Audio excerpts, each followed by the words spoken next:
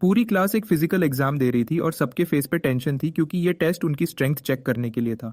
हर student का M था कि वो स्ट्रेंथ का टेस्ट पास कर ले ताकि उनका रैंक बढ़े। इसके लिए सब स्टूडेंट्स ने टीचर से स्टिमुलेंट्स खरीद लिए जो उनकी बॉडी को एक्स्ट्रा पावर देते हैं। स्टिमुलेंट्स सबने लिए थे, बस एक लड़के के अलावा जो हमारा मेन कैरेक्टर है, क्योंकि वो इतना गरीब था कि इतने महंगे स्टिमुलेंट्स लेने के लिए उसके पास पैसा नहीं था। जब एग्जाम स्टार्ट हुआ तो सब लोग अपनी पूरी ताकत लगा रहे थे। उनके हाथ में मैजिक रिस्ट वेट्स थे और उनको पहने हुए सब सिर्फ 30 पुलअप्स कर पा रहे थे। सब कोशिश कर रहे थे पर उनका बस वहीं तक था, यही उनकी लिमिट थी। जब हमारे एमसी की बारी आई तो सब उसे देखने लगे कि ये क्या करेगा। उसके लिए टीचर के दिल में थोड़ा गुस्सा था क्योंकि उस लड़के ने स्टिमुलेंट्स नहीं खरीदे थे। इसलिए टीचर ने उसके ब्रेसलेट का वजन और बढ़ा दिया ताकि वो फेल हो जाए। लेकिन उस लड़के ने हिम्मत नहीं हारी और वो लड़का रुकने वाला नहीं था। उसने एक गहरी सांस ली और पुलअप्स स्टार्ट किए। सबके देखते देखते उसने 100 पुलअप्स कर लिए और सबको शॉक कर दिया। बाकी स्टूडेंट्स समझ ही नहीं पाए कि ये गरीब सा लड़का उन सबसे आगे कैसे निकल गया। लेकिन यही था उसकी असली ताकत का राज, जो कोई नहीं जानता था। उस लड़के का नाम जोचेन था, एक ई रैंकर जो बिल्कुल गरीब था और कर्जे में डूबा हुआ था। उसने सोचा अपनी बेकार जिंदगी सुधारने का सिर्फ ये एक ही है, आखिरी तरीका है, एक डीमन को बुलाना। उसका यकीन था कि अगर वो किसी शैतान को समन करेगा तो वो उसके साथ कोई डील करेगा जिसमें डीमन उसे ताकत और दौलत देगा और बदले में कुछ छोटी सी चीज मांग लेगा, जैसे उसकी एक दुआ या थोड़ा वक्त। लेकिन उसे ये नहीं पता था कि शैतान के साथ डील कभी सीधी नहीं होती। जो लोग डीमन से मांगते हैं उन्हें हमेशा उसके बदले में कुछ न कुछ बुरा देना पड़ता है, कभी अपनी रूह, कभी अपनी आजादी और कभी अपनी पूरी जिंदगी। लेकिन उसने यह बात तब समझी जब आसमान से बिजली गिर गई और उसकी जिंदगी वहीं खत्म हो गई। कुछ पल बाद उसने अपने आप को एक अजीब जगह पर पाया जहां उसका सर दर्द से फट रहा था। उसने सोचा उसका इंपॉर्टेंट प्रोजेक्ट अभी कंप्लीट नहीं हुआ और ये क्या हो गया है उसके साथ। जब उसने शीशे में अपना फेस देखा तो वो होश में नहीं रहा। उसका फेस बिल्कुल बदल चुका था, जिसे देखकर वो पूरा शॉक में आ गया था। उसने आसमान में एक बड़ा सफेद पेड़ देखा और सोचने लगा कि ये सब क्या हो रहा है।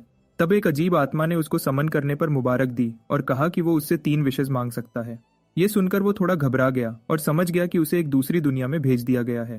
पहले तो उसने सोचा कि शायद ये सब कोई सपना है, लेकिन जब उसने अपने आसपास देखा, हवा में तैरती हुई किताबें, उजाले से चमकती जमीन और आसमान में अजीब रंगों का नूर, तो उसे समझ आ गया कि ये कोई आम जगह नहीं है। तब उसे 3 विशेष थोड़ी कम लगी तो उसने अपनी पहली विश में ही 10 विशेष मांग ली। ये सुनकर वो डिमोनिक बुक अजीब सी मुस्कुराई और तुरंत समझ गई कि ये उसका असली बुलाने वाला नहीं है। फिर डीमन अपनी असली शक्ल में आ गया जब उसे पता चला कि जोचन के जिस्म में एक नई रूह आ गई है। अब जोचन दोनों तरफ से कंफ्यूज और डर के मारे पसीना पसीना हो गया जब उसने वो मॉन्स्टर देखा। मॉन्स्टर ने बताया कि उसने असली रूह को खा लिया था और अब उसके जिस्म को पूरी तरह अपना बनाना था।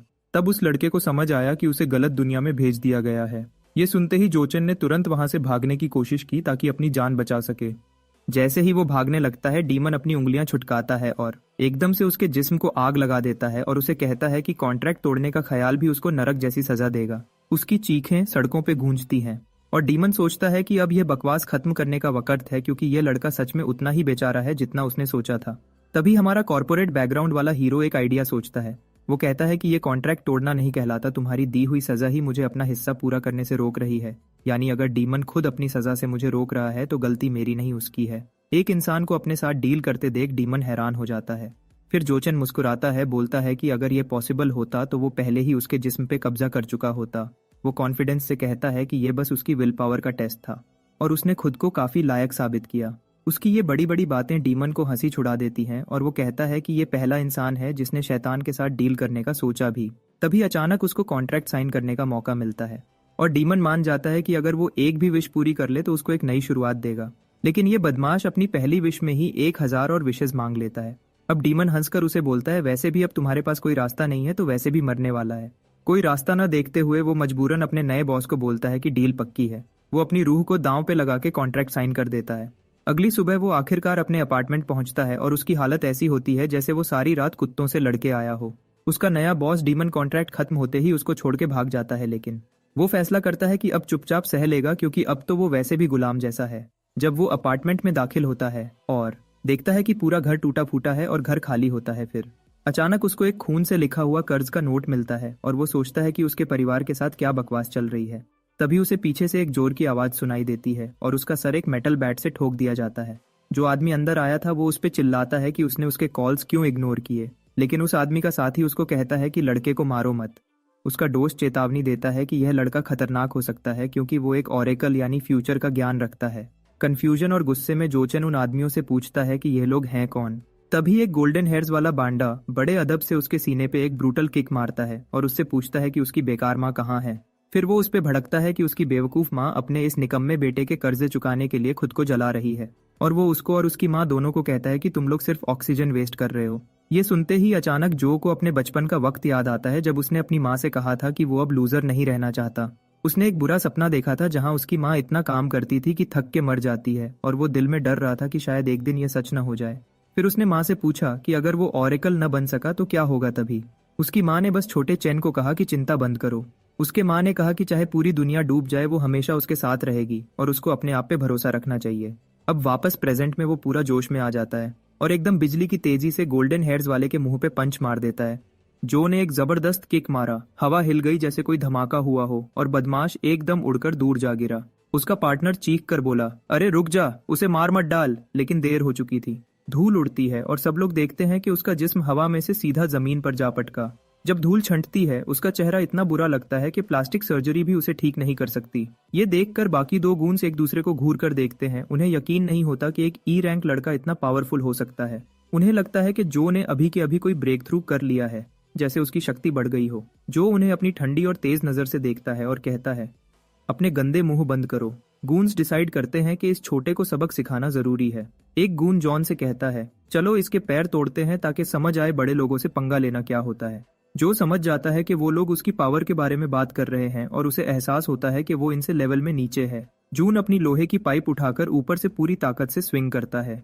जो उसे स्लो मोशन में देख लेता है जैसे वक्त रुक गया हो। वो एक हल्की सी जंप से साइड हो जाता है और अटैक मिस हो जाता है। फिर एक सेकंड में जो उसके पीछे आ जाता है और अपनी नी से उसके चेहरे पर एक हल्का सा टच देता है। वो जेंटल किक इतनी पावरफुल होती है कि पूरा आदमी हवा में उड़कर दूर जा गिरता है। उसका पार्टनर पीछे से हमला करता है, सोचता है कि एक ई रैंक लड़का इतना एजाइल कैसे हो सकता है। वो सोचता है कि जो उसे देख नहीं सकता, इसलिए रिब्स तोड़ने का प्लान बनाता है, लेकिन अगले ही सेकंड उसके अपने रिब्स टूट जाते हैं। जो ने एक राउंड हाउस किक मारा होता है जिससे वो हवा में घूमकर क्रैश हो जाता है। वो जमीन पर गिरकर सोचता है, ये क्या हो गया, मैं तो सिर्फ पैसे लेने आया था। वो डरे हुए टोन में कहता है, प्लीज मुझे माफ कर दो, मैं सिर्फ लिन्यू के कहने पर आया था। जो शांत लेकिन ठंडी आवाज में कहता है, अपने बॉस से कह देना कि उसका पैसा मिल जाएगा वक्त आने पर, अब मेरी जिंदगी से दूर रहना। वो दोनों गूंस उसके लफ्जों से कांपते हैं और जल्दी से भाग जाते हैं जैसे कोई भूत देख लिया हो। फिर जो धीरे से कहता है, बॉस तुम यहाँ हो क्या? गोल्ड फिंगर यानी डीमन हैरान होता है कि एक आम लड़का उसकी प्रेजेंस महसूस कर गया। जो खुश होकर कहता है, बॉस अगर मैं आपकी पावर यूज करूं तो मुझे किसी से डर नहीं लगेगा। डीमन इरिटेट हो जाता है और कहता है, तुम जैसे इंसान को मेरी पावर के बारे में सोचना भी नहीं चाहिए, ये तुम्हें खत्म कर सकती है। जो हैरान होता है और पूछता है, फिर मैं अपनी विश कैसे पूरी करूंगा अगर मैं स्ट्रांग नहीं हूँ? गोल्डफिंगर कहता है, टेंशन मत लो, तुम रिवॉर्ड से स्ट्रांग बन जाओगे, पर अभी के लिए मेरी पावर भूल जाओ। जो थोड़ा डिसअपॉइंटेड होता है ये सुनकर। डीमन अंदर ही अंदर सोचता है, ये लड़का मेरी पावर को इतने अच्छे से कंट्रोल कैसे कर रहा था? क्या ये मेरा पुराना साथी हो सकता है? जो फिर पूछता है, बॉस अब मुझे अपनी सेकंड विश के साथ क्या करना चाहिए? डीमन बस कहता है, अभी के लिए सब भूल जाओ, जो चाहो वो करो। जो एक गहरी सांस लेता है और सोचता है कि उसे अब भी इस नए वर्ल्ड के बारे में बहुत कुछ सीखना है और शायद यह नया बॉडी उतना यूजफुल नहीं जितना सोचा था। वो अपना फोन निकालता है ताकि देखे कि जो की लाइफ पहले कैसी थी। सबसे पहले उसे पता चलता है कि उसके फोन पर एक भी मैसेज या कॉल उसके फैमिली से नहीं आई थी। फिर अचानक से वो अपनी बहन का मैसेज देखता है और तुरंत ओपन करता है तो उसके हाथ थरथरा जाते हैं, क्योंकि जो लिखा होता है उसे देखकर वो बिल्कुल सांस लेना भूल जाता है। उसकी बहन ने लिखा होता है कि जल्दी आ जाओ भाई, माँ कोमा में चली गई है। कुछ देर बाद वो हॉस्पिटल पहुंच जाता है। वो दिल में खौफ और बेचैनी लिए हॉस्पिटल के कमरे का डोर जोर से खोलता है। अंदर उसकी बहन चिंता में डूबी हुई कुर्सी पर झुकी होती है। उसे एक पल लगता है समझने में कि माहौल कितना अनकंफर्टेबल है, और उसे समझ आता है कि यह सब उसके पहले के रूड बिहेवियर की वजह से है जिसने अपनों को नेग्लेक्ट किया है। वो धीरे से चलकर माँ के बेड तक जाता है।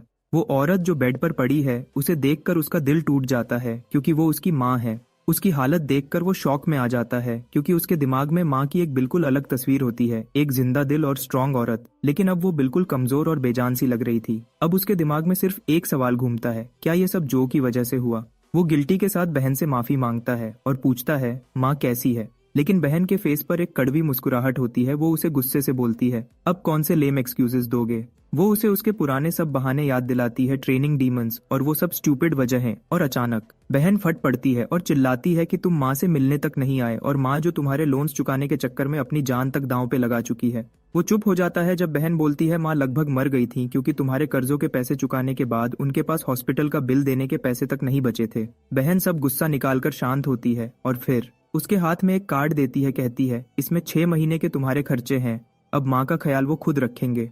वो पसीने से भीग जाता है, वो समझ नहीं पाता इसका मतलब क्या है। और बहन उसे ठंडे लहजे में बोलती है, जाओ तुम मेरे लिए मर चुके हो। हॉस्पिटल से बाहर गोल्डफिंगर उसके इमोशंस फील करता है और उसे पूछता है कि एक इंसान के अल्फाज तुम्हें इतना दर्द क्यों दे रहे हैं। डीमन उसे कहता है, ये सब तुम्हारी मिस्टेक नहीं, लेकिन उसे एक ऐसी लड़की या एक ऐसा लम्हा याद आता है जहां उसने भी वही गलती की थी, जैसे उसने किसी अपने को इग्नोर किया था, दुख दिया था या उनकी कदर नहीं की थी, बिल्कुल वैसे जैसे अब उसकी बहन उसे नाराज है। उसका बॉस हंस पड़ता है और कहता है, प्लान डिले मत करना। पर जो पूछता है, अगर मैं स्ट्रांग बन गया तो क्या ये सब प्रॉब्लम्स खत्म हो जाएंगी। डीमन मुस्कुराता है और उसे कहता है, हाँ सब कुछ ठीक हो जाएगा अगर तुमने साबित कर दिया कि तुम्हारे अंदर दम है। ये सुनकर जो के अंदर डिटर्मिनेशन भर जाता है। वो पूरी शिद्दत से अपनी ट्रेनिंग शुरू करने का फैसला करता है। दूसरी तरफ एक नाइट क्लब में कर्ज वसूल करने वाला बॉस अपनी सेक्रेटरी से कहता है, टीम को काम पर लगाओ, कस्टमर्स वेट नहीं करते। लेकिन सेक्रेटरी बोलता है, सर एक स्टूडेंट ने उनके 3 आदमी पीट दिए थे।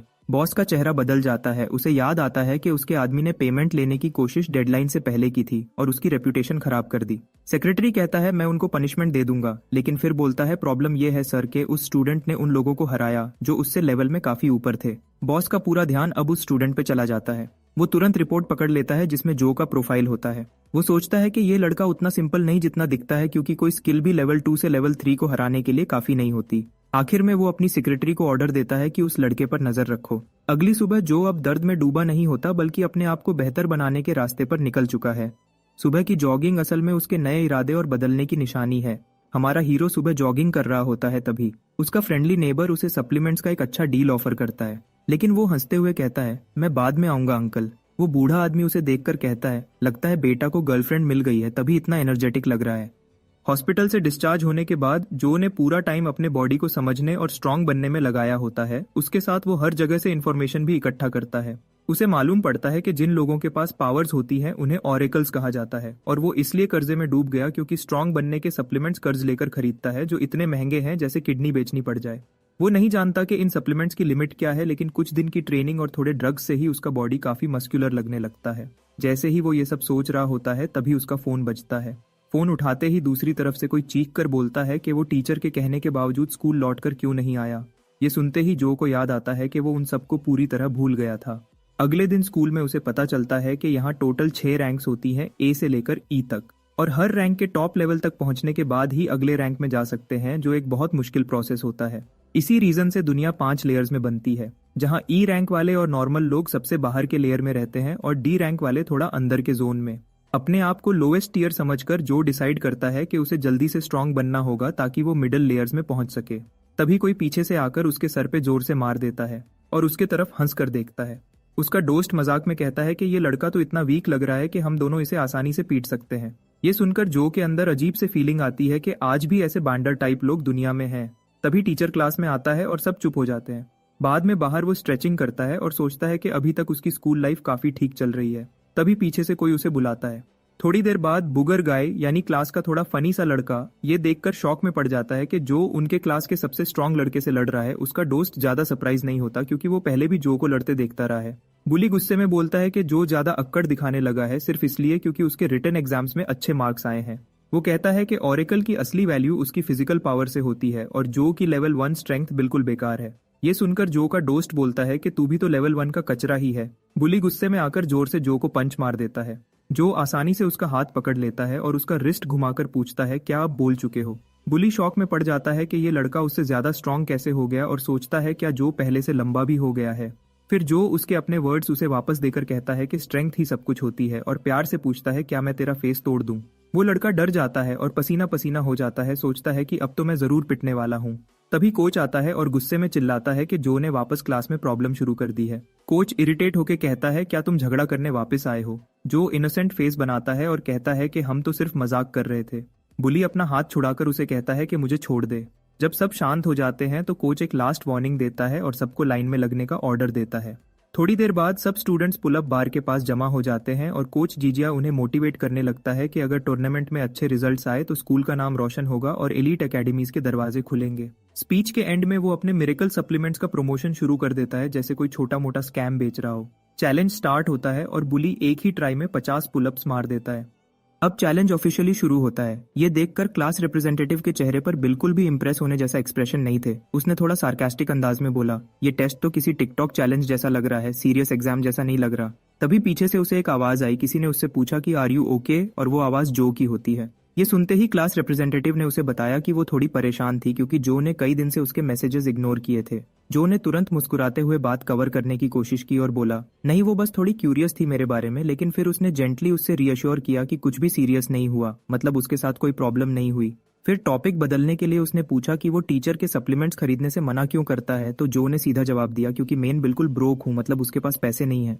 वो लड़की उससे वार्न करने लगी कि अगर उसने परचेज स्किप किया तो उसके बुरे कॉन्सिक्वेंसेज हो सकते हैं। लेकिन वो उससे वार्न कर ही रही होती है। इतने में उसका नाम अनाउंस हो जाता है और जाने से पहले जो उसे गुड लक विश करता है। वो पुलअप बार के पास जाती है और 25 पुलअप्स के बाद फेल हो जाती है। तभी कोच उसका नाम देखता है और उसे याद आता है कि उसने 2 बॉटल्स खरीदी थी। तभी वो उसका स्कोर मैजिक से 35 लिख देता है। तब जो के दिमाग में एक लाइट बल्ब जला। यही वजह थी कि सब स्टूडेंट्स ने वो ओवर प्राइस बॉटल ली थी, वरना उन्हें फेल या एक्सपेल कर दिया जाता। अब फाइनली जो की टर्न आई। कोच ने उस पर नजर टिकाई। उसे अच्छी तरह पता था कि जो ने एक भी बॉटल नहीं खरीदी।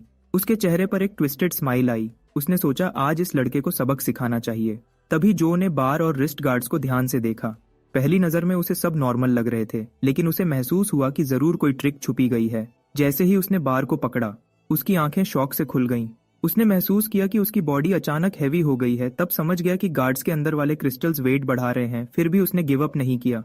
उसने समझा कि उन क्रिस्टल्स की एक लिमिट होगी और वो लिमिट तोड़ते हुए पुशअप्स करते गया जैसे ये उसके लिए कुछ भी नहीं हो। बाकी स्टूडेंट्स उसकी तरफ हैरानी से देखे जा रहे थे कि जो लड़का सबसे वीक समझा जाता था वो उन सबसे आगे निकल गया। जब जो ने 100 रेप्स क्रॉस कर लिए, सब चिल्लाने लगे कि वो तो कम से कम सेकंड ईयर का स्टूडेंट होगा। जैसे ही जो ने बार छोड़ी, स्टूडेंट्स उसके आसपास भीड़ लगा के लगातार एक ही सवाल पूछने लगे, वो इतना कैसे कर पाया। कोच भी वहीं खड़ा रह गया, शॉक में जम गया। उसके दिमाग में ये डाउट घूम गया कि कहीं जो ने सीक्रेटली एनहांसर्स तो यूज नहीं किए। फिर उसके अंदर एक डर पैदा हुआ कि अगर स्टूडेंट्स को पता चल गया कि बिना उसके सप्लीमेंट्स के भी सक्सेस मिल सकती है तो उसका धंधा खत्म हो जाएगा। तभी उसके चेहरे पर एक शैतानी स्माइल आती है और वो अपने दिमाग में जो के लिए एक गंदा प्लान सोच लेता है। फिर प्रिंसिपल अपने ऑफिस में फोन पे गुस्से में बात कर रहा होता है। उसे बताया जाता है कि सेकंड ईयर इवेंट्स कैंसिल कर दिए गए हैं। वो आर्ग्यू करता है कि स्कूल ऑलरेडी अंडर फंडेड है और मुश्किल से थर्ड ईयर स्टूडेंट्स से चलता है। दूसरी तरफ से आदमी कहता है कि सिस्टम अब सिर्फ इलीट ऑरेकल्स पर इन्वेस्ट कर रहा है। प्रिंसिपल गुस्से में फोन बंद कर देता है और वो अपना हाथ माथे पर रख लेता है। सोचता है कि अगर फंड्स नहीं मिले तो स्कूल बंद हो जाएगा। उसकी नजर एक ग्लास केस में बंद ब्लैक क्रिस्टल पर पड़ती है और वो सोचने लगता है कि कैसे स्कूल को बचाया जा सकता है। उसके थॉट्स तब रुक जाते हैं जब बाहर से कोच जीजी की आवाज आती है। कोच अंदर आता है और एक पेपर डेस्क पर रख देता है, ये कहकर कि ये वो स्टूडेंट्स हैं जो इलीट ऑरेकल्स बनेंगे। प्रिंसिपल पेपर देखता है और शॉक्ड होता है। सब स्टूडेंट्स हार्डली फर्स्ट ईयर के हैं, लेकिन कोच उन्हें बहुत टैलेंटेड कह रहा है। फिर कोच बोलता है कि एक स्टूडेंट ऐसा भी है जो बिल्कुल अनफिट है ऑरेकल बनने के लिए। प्रिंसिपल तुरंत इंटरेस्ट दिखाता है और पूछता है कौन। दूसरी तरफ जो प्रिंसिपल के ऑफिस की तरफ जा रहा होता है और उसके साथ डीमन चल रहा होता है। तभी जादुई किताब उससे पूछती है कि उसने इस बार क्या छुपाया है, लेकिन जो चुप रहता है बिल्कुल सीरियस एक्सप्रेशन के देखते हुए। जो अब प्रिंसिपल ऑफिस के डोर के बाहर खड़ा होता है और सोचता है कि हेडमास्टर कितना स्ट्रिक्ट है और उम्मीद करता है कि कुछ बुरा ना हो। जैसे ही वो डोर का हैंडल पकड़ता है तो अचानक उसके सामने आग के शोले फूट जाते हैं। डीमन अपनी ताकत दिखाता है और लड़का शॉक में रह जाता है और ये उसके लिए बिल्कुल अनएक्सपेक्टेड होता है। जैसे ही शोले जो पर फूटते ही वो चिल्लाता है और उसकी बॉडी जल रही होती है। वो हेल्पलेस फील करता है। दर्द और फियर उसके हर एक्शन को कंट्रोल करते हैं। व्यूअर्स को भी ये मोमेंट काफी टेरिफाइंग लगता है। तभी उसे प्रिंसिपल बोलता है कि अब टाइम वेस्ट मत करो और सीधा अंदर आओ। जो अंदर जाता है और पोलाइटली पूछता है कि हेडमास्टर ने क्यों बुलाया है। प्रिंसिपल रिकॉर्ड देखता है और पूछता है स्टूडेंट क्या सोचते हैं ऑरेकल बनने के लिए क्या चाहिए है। ये सुनते ही जो ने वेट किए बिना तुरंत जवाब दे देते हैं। लेकिन प्रिंसिपल उसे सजेस्ट करता है कि ऑरेकल बनने के लिए सिर्फ टैलेंट या स्किल नहीं बल्कि रिसोर्सेज भी जरूरी हैं। मतलब अभी भी टाइम है कि वो अपने आप को बचाए, वरना फ्यूचर में ज्यादा मुश्किल सिचुएशंस का सामना करना पड़ेगा। जो का चेहरा वाइट हो जाता है।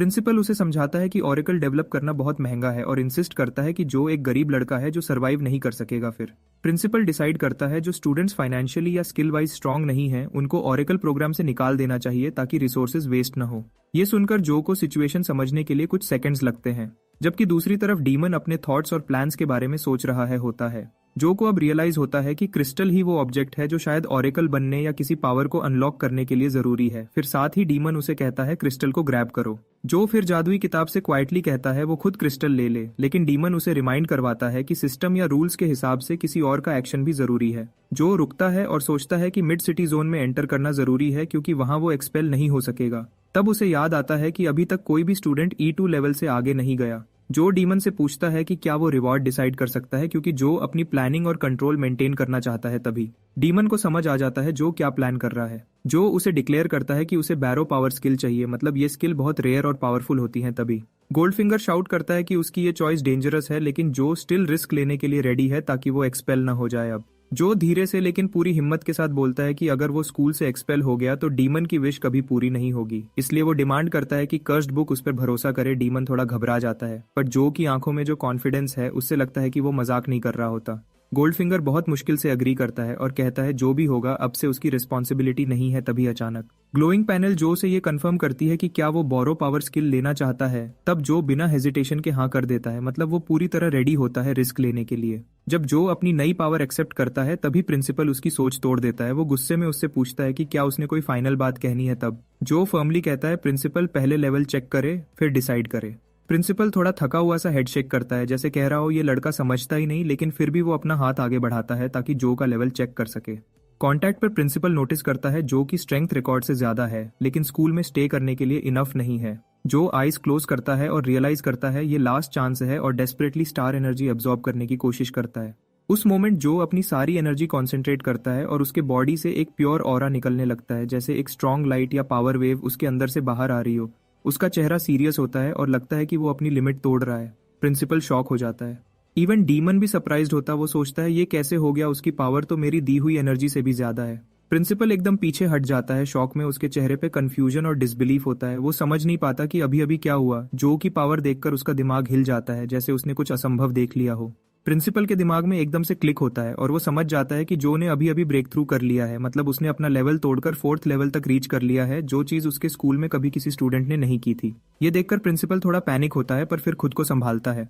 फिर प्रिंसिपल अपनी सीरियस टोन बदल देता है और जो को बुलाता है कह उससे स्कूल के अपकमिंग टूर्नामेंट में पार्टिसिपेट करना होगा। ये सुनकर जो सरप्राइज्ड हो जाता है। उसे समझ नहीं आता कि हेडमास्टर के टोन सडनली इतनी फ्रेंडली कैसे हो गए। जब सिचुएशन थोड़ी क्लियर होती है तो जो को समझ आता है कि प्रिंसिपल शायद उसे यूज करना चाहता है ताकि स्कूल का नाम एजुकेशन डिपार्टमेंट के सामने अच्छा दिख सके।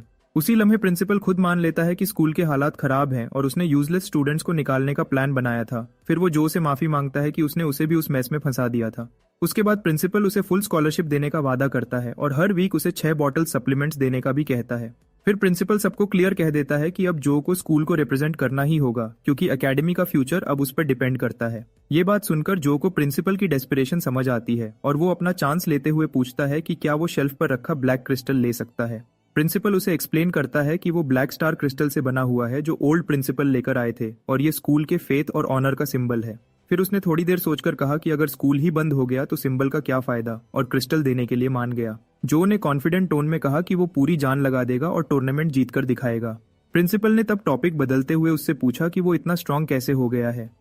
जो ने बिल्कुल कैजुअल अंदाज में बोला कि वो तो बस अपनी स्ट्रेंथ छुपा रहा था, मतलब अब तक उसने अपनी असली पावर दिखाई ही नहीं थी। ये सुनकर प्रिंसिपल थोड़ा शॉक हो जाता है, जैसे उसका गला रुक गया हो। वो सोचता है कि अपनी पावर लेवल छुपाना तो एक अल्टीमेट प्रो गेमर मूव है। फिर वो जल्दी से उससे वादा करता है कि ये बात किसी को नहीं बताएगा, ये बात दोनों के बीच एक सीक्रेट ही रहेगा। तभी एक फीमेल टीचर रूम में आती है और प्रिंसिपल उससे कहता है कि वो जो को एलीट क्लास तक ले जाए। थोड़ी देर बाद वो टीचर बताने लगी कि पूरा 2nd फ्लोर सिर्फ एलीट स्टूडेंट्स के लिए है। फिर उसने कैजुअली पूछा कि जो का प्रिंसिपल से क्या रिश्ता है, पर जो उसे कोई जवाब नहीं देता। तभी कोच जीजी फुल स्पीड में आया और बोला कि उसने प्रिंसिपल से रिक्वेस्ट की थी डिसीजन बदलने की, पर कोई फायदा नहीं हुआ क्योंकि उसे लगता है प्रिंसिपल जो को निकाल चुका है और वो उसे बचाने आया है। फीमेल टीचर ने उसकी बात काट दी और कहा कि जो एक्सपेल नहीं हो रहा बल्कि एलीट क्लास में शिफ्ट हो रहा है। उसने ये भी बताया कि प्रिंसिपल अब उससे मिलना चाहता है और ये सुनकर कोच का चेहरा बिल्कुल सफेद पड़ जाता है। रात को जो अपने छोटे से अपार्टमेंट में वापस आता है और बेड पर गिरते हुए बोलता है कि एक गरीब लड़का इतने कम टाइम में लेवल 4 कैसे रीच करे। डीमन ने उसे तुरंत याद दिलाया कि उसे अपना मिशन भूलना नहीं है। गोल्डफिंगर जो को वार्न करता है कि उसकी पावर हमेशा इंसानों को बेवकूफ नहीं बना सकती। जो ये बात समझ गया था, फिर भी वो सोचता है कि अब तो उसे फ्री सप्लीमेंट्स मिल रहे हैं और एक्सपेल होने से भी बच गया है, तो जिंदगी अभी कुछ बुरी नहीं लग रही, मतलब अभी तक सब ठीक चल रहा है। जब उसने फोन देखा तो तब उसे समझ आई कि असली प्रॉब्लम तो अभी भी है, वो है कर्ज का पहाड़। उसने सोचा जल्दी से पैसा कमाने का प्लान बनाना होगा। अगले दिन स्कूल में जो पहले से ज्यादा उदास दिख रहा था। वो चारों तरफ देखता है तो जगह पुरानी और धूल से भरी हुई लगती है और कहता है ये कैसी खराब जगह है। फिर अचानक कोई उसका नाम लेता है। डोर से एक आदमी हाथ हिलाता हुआ उसे बुलाता है। वो आदमी उसे मुस्कुराते हुए कहता है इधर आओ। वहां दोनों के बीच बात शुरू होती है। वो आदमी जो से माफी मांगता है, बोलता है कि उसे पहले ही मिल लेना चाहिए था, पर वो हमेशा अपनी क्लास ड्यूटीज में इतना बिजी रहता है कि टाइम नहीं मिल पाया। मतलब वो जो से पहली बार मिलकर थोड़ा फ्रेंडली अंदाज में बात करता है। उसने अपना नाम टीचर जंग बताया और जो ने तुरंत उससे पूछा क्या सच में यहाँ सिर्फ एक ही टीचर है। जांग ने हल्का सा सर खुजाकर कहा कि स्कूल की हालत अच्छी नहीं चल रही और एडवांस्ड क्लास में सिर्फ वही टीचर असाइन है। उसने कहा कि वो लोग अंदर के एरिया में ट्रेनिंग करते हैं, इसलिए बाहर के हॉल्स में धूल जम गई है। जब उन्होंने डोर खोला तब टीचर ने उसे कहा टेंशन मत लो, फैसिलिटीज अभी भी बेस्ट हैं, और उसे वादा किया कि वो उसे कभी बोर नहीं होने देगा। जो अंदर आते ही बस खामोशी से देखते रहता है, उसकी आंखों में हैरानी होती है। अंदर का सीन बाहर से बिल्कुल अलग लगता है, जैसे किसी वर्ल्ड क्लास जिम का इंटीरियर हो। उसका टीचर जांग उससे समझाता है कि यहाँ सब स्टूडेंट्स अपनी सेल्फ ट्रेनिंग कर रहे हैं और वो उन सबसे उसका इंट्रोडक्शन करवा देता है। लेकिन जो को ऐसे लगता है जैसे वो किसी 5 स्टार फिटनेस क्लब में आ गया हो। यहाँ सब स्टूडेंट्स एनर्जी से भरे हुए होते हैं, लेकिन कुछ स्टूडेंट्स उसकी तरफ अजीब से नजर से देखते हैं, जैसे कुछ सोच रहे हों।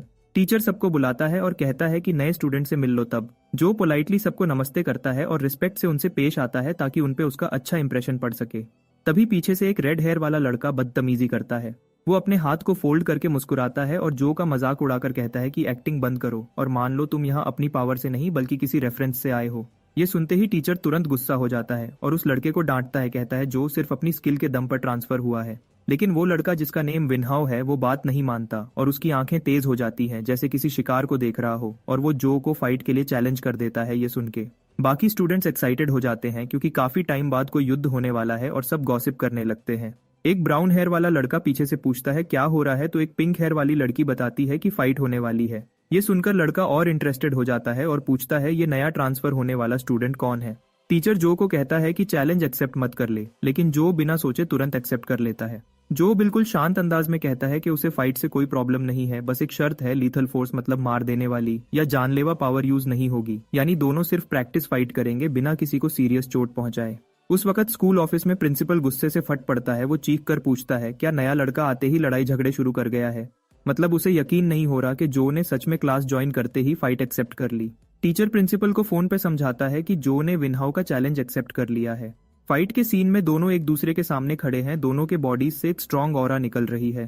प्रिंसिपल ये सब सुनकर थोड़ा कंफ्यूज होता है, पर फिर सोचता है शायद वो लड़का अपना लेवल चेक करना चाहता है, इसलिए वो उसे युद्ध की परमिशन दे देता है। थोड़ी देर बाद दोनों अपनी अपनी साइड पर रेडी खड़े होते हैं। टीचर रूल्स समझाता है। पहला रूल कोई आउटसाइड हेल्प नहीं करेगा और दोनों को सेम स्टार लेवल पर कम्पीट करना होगा। वेनहाउ को यकीन नहीं होता कि जो भी ई रैंक ऑरेकल है, मतलब उसके जैसा ही लेवल का स्टूडेंट है। टीचर दोनों को समझाता है और रूल्स बताता है कि फाइट के दौरान किसी भी वाइटल पॉइंट यानी बॉडी के नाजुक हिस्सों पर अटैक करना बिल्कुल मना है, मतलब फाइट फेयर और सेफ होनी चाहिए। दोनों एक दूसरे के इर्द गिर्द घूमते हैं। टीचर याद दिलाता है कि लीथल फोर्स बिल्कुल अलाउड नहीं और जो हारेगा वो बदला नहीं ले सकता। एक क्लीन हिट या सरेंडर से मैच खत्म होगा। टीचर हाथ हिलाकर सिग्नल देता है और मैच स्टार्ट हो जाता है। विनहाउ बिना टाइम वेस्ट किए अटैक के लिए चार्ज करता है और सीधा जो के गले पर निशाना बनाता है। जो बिल्कुल भी नहीं घबराता और उसका हाथ पकड़ लेता है और उसे कंप्लीटली कंफ्यूज कर देता है। वो फिर से अटैक करता है और समझ जाता है कि ये लड़का सच में पावरफुल है। विनहाउ एक के बाद एक अटैक करता है, पर जो हर बार उसके वार से बच जाता है। विनहाउ गुस्सा हो जाता है और अचानक स्पीड बढ़ाकर किक मारने की कोशिश करता है। उसका पैर हवा में मुड़ता है और वो अपना स्पेशल अटैक जो सबसे पावरफुल होता है, जिसे विंड हुक किक कहते हैं, वो जो पर यूज करता है।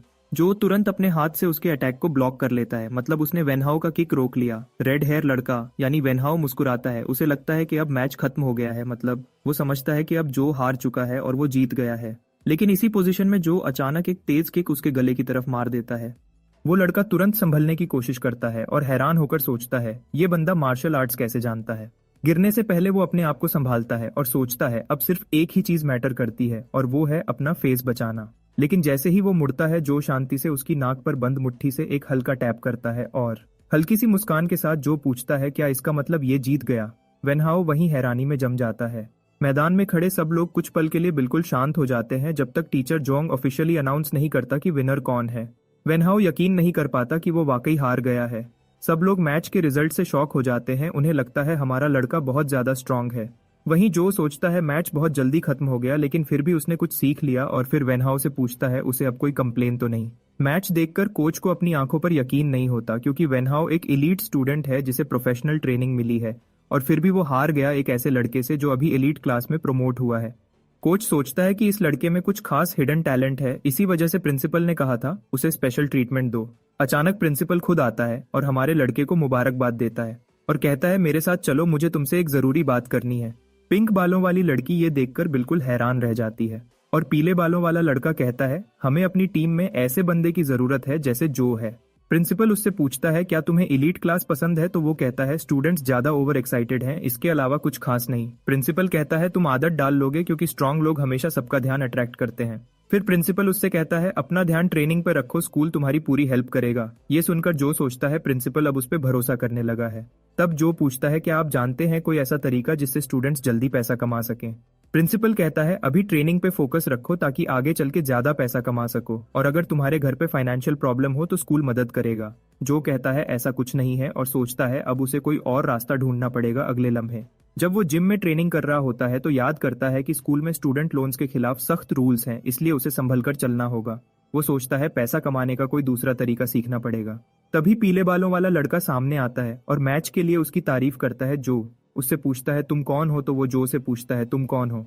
तब लड़की कहती है शेन बदतमीजी मत करो फिर, और वो जो से माफी मांगती है कि कभी कभी वो थोड़ा इरिटेट करता है। फिर अपना नाम बताती है कि मैं सू हूँ और ये परेशानी वाला बंदा शेन है। वो कहती है हम दोनों तुम्हारे सीनियर हैं और अगर तुम्हें कुछ समझ ना आए तो हम तुम्हारी मदद करेंगे। शेन कहता है अब से हम एक टीम हैं और मैं टीम लीडर हूँ, इसलिए मैं खुद तुम्हारा ख्याल रखूंगा। फिर वो पूछता है कि तुमने वेनहाउ के अगेंस्ट जो कॉम्बैट टेक्निक यूज की वो क्या थी, लेकिन जो कहता है उसे ऐसे टेक्निक्स के बारे में कुछ पता नहीं। लीडर हैरान हो जाता है जब जो कहता है कि वो मूव सिर्फ रिफ्लेक्स था। वो कहता है वेनहाउ को जब ये पता चलेगा तो वो पागल हो जाएगा, और सू कहती है मैं उसे समझा दूंगी। सू समझाती है कि combat techniques special super moves होती हैं जो स्क्रोल्स या मेमोरी स्टोन्स से सीखी जाती हैं, और जितना ज्यादा मास्टरी होती है उतनी ही स्ट्रांग बनती है। इसकी बहुत सारी टाइप्स होती हैं और स्ट्रांग फाइटर्स इन्हें मिलाकर अपना फाइटिंग स्टाइल बनाते हैं।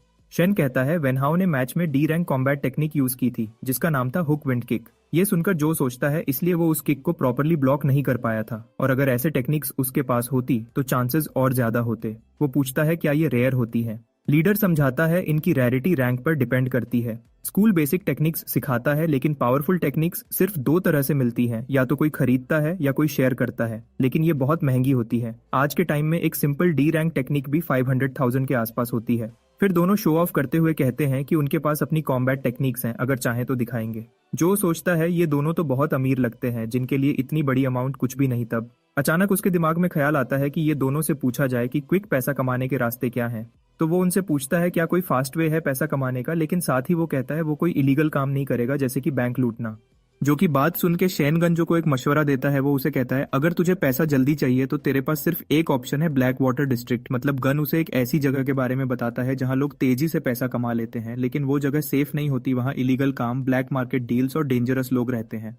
लेकिन सू तुरंत मना करती है और उसे कहती है ऐसी बकवास मत करो। गन कहता है उसने सुना है वहां कुछ भी हो सकता है, लेकिन स्कूल ने स्टूडेंट्स को उस एरिया में जाने से मना किया हुआ है। उसके बाद लीडर पूछता है हमारे लड़के से कि उसे टेक्निक के लिए कितने पैसे चाहिए, तो वो कहता है लगभग 300,000।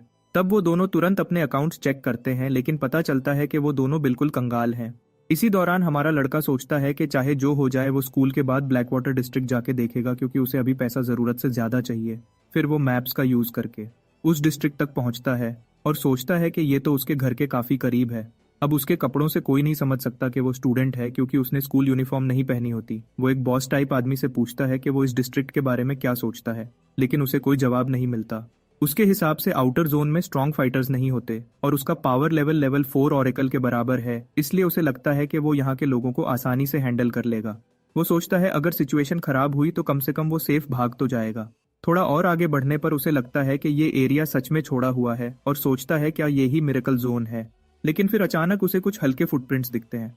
वो फुटप्रिंट्स उसे एक हिडन सीक्रेट पाथवे की तरफ ले जाते हैं। आखिर वो मिरेकल जोन F पहुंच जाता है। धीरे धीरे वो उस पाथवे से गुजरता है। मिरेकल जोन के अंदर वो देखता है कि हर तरफ गंदगी और इलीगल काम चल रहे हैं। वो सोचता है कि कोई भी इस जगह के बारे में बात नहीं करता क्योंकि यहाँ कोई कानून नहीं है और पैसा कमाने के लिए कोई भी चीज की जा सकती है। ये सब देखकर उसके दिल में एक उम्मीद की छोटी सी रोशनी जगती है कि शायद वो यहाँ से अपना कर्जा चुका सके।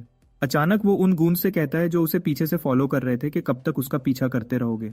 उनमें से एक गूंज कहता है कि उसके सिक्स्थ सेंस बहुत शार्प है। वो तो प्लान बना रहा था कि जब ये बिल्कुल केयरलेस हो जाए तब अटैक करेगा, लेकिन अब सब बदल गया है और वो सबके सामने पीटेगा।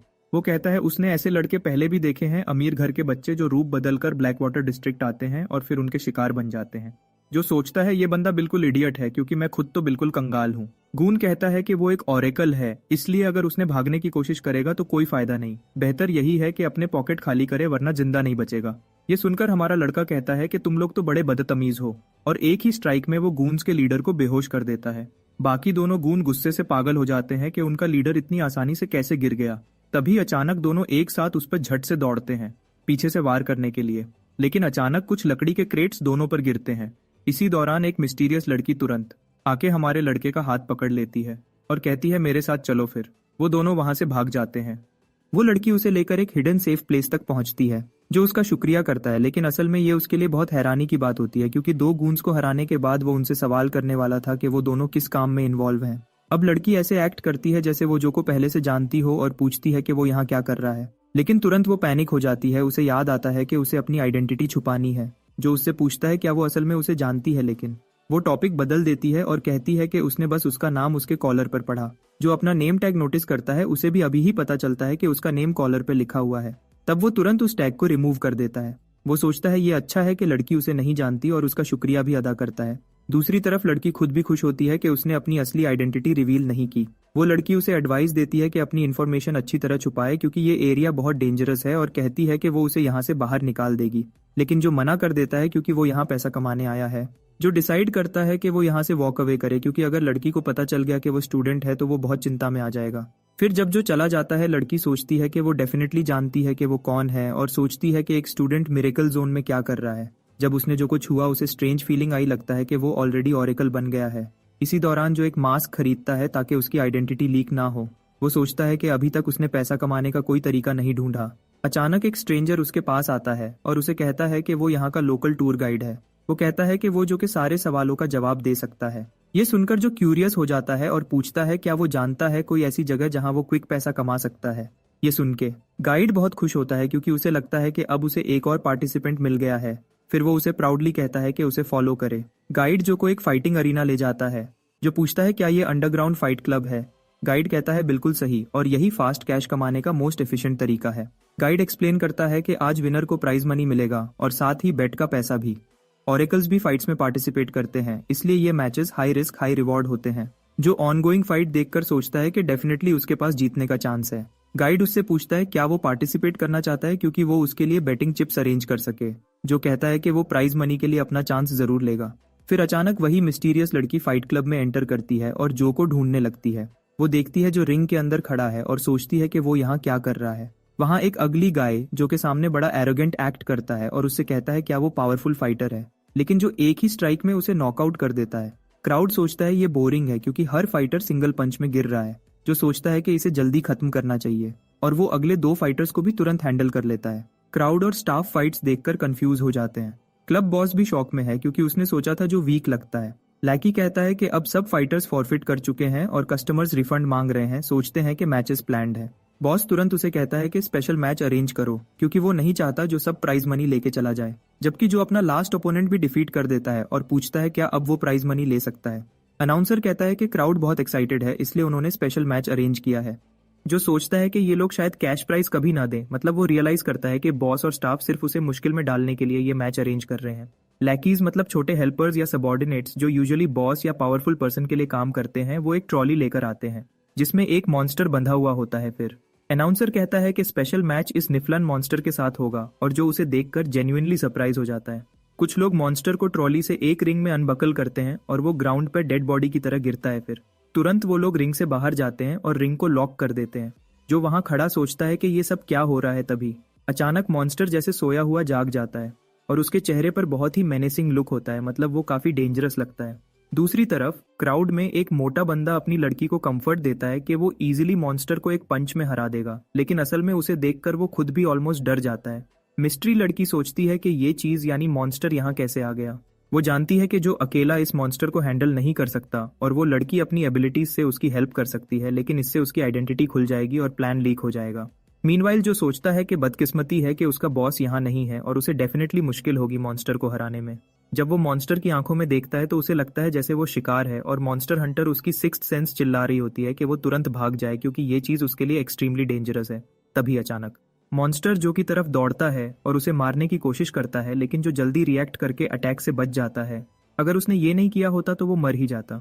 इसके बाद वो डिसाइड करता है कि अगर उसे सरवाइव करना है तो उसे सीरियस होना पड़ेगा। मॉन्स्टर उसे कॉर्नर में पुश करता है। ये देखकर जो डिसाइड करता है कि इसे जल्दी फिनिश करना पड़ेगा। फिर वो स्ट्रेंथ बोरो करता है अपने लेवल को इंक्रीज करने के लिए और वो मॉन्स्टर को सीधा ग्राउंड पे पंच करता है। मॉन्स्टर वहां पड़ा होता है और जो सोचता है कि फाइट खत्म हो गई, लेकिन मॉन्स्टर अचानक फिर अटैक करता है, लेकिन जो उस अटैक से भी मुश्किल से बच जाता है। जो हैरान है कि उसका स्ट्रॉन्गेस्ट अटैक मॉन्स्टर पे काम नहीं कर रहा और वो जल्दी से दूर हो जाता है क्योंकि वो जानता है कि क्लोजअप में फाइट करके वो मॉन्स्टर को नहीं हरा सकता। फिर मैदान में डैशिंग करते हुए यानी जो और मॉन्स्टर तेजी से इधर उधर मूव करते हैं। जो मॉन्स्टर के अटैक से बच रहा होता और देख रहा होता कि कोई ऐसी चीज हो जो उसे फाइट में हेल्प करे, अचानक वो मॉन्स्टर का पंजा तोड़ देता है और इसे नाइफ की तरह यूज करके मॉन्स्टर के नेक पे कट मारता है। लेकिन कट इतना डीप नहीं होता कि उससे मॉन्स्टर मर जाए, लेकिन अब जो समझ जाता है कि अब वो मॉन्स्टर को एक और अटैक से हरा सकता है। ये सोचकर जो दोबारा अटैक करने लगता है, लेकिन मॉन्स्टर स्टीम छोड़ता है ताकि जो को कंफ्यूज करे और अटैक से बच सके। मॉन्स्टर इस फॉग को डिस्ट्रैक्शन के लिए यूज करता है और उस पर अलग अलग साइड से अटैक करता है। जो फॉग के अंदर कुछ भी नहीं देख सकता और मॉन्स्टर ये चांस उसे डैमेज देने के लिए यूज करता है क्योंकि वो डरता है कि अगर जो एक भी मूव करेगा तो वो मर जाएगा।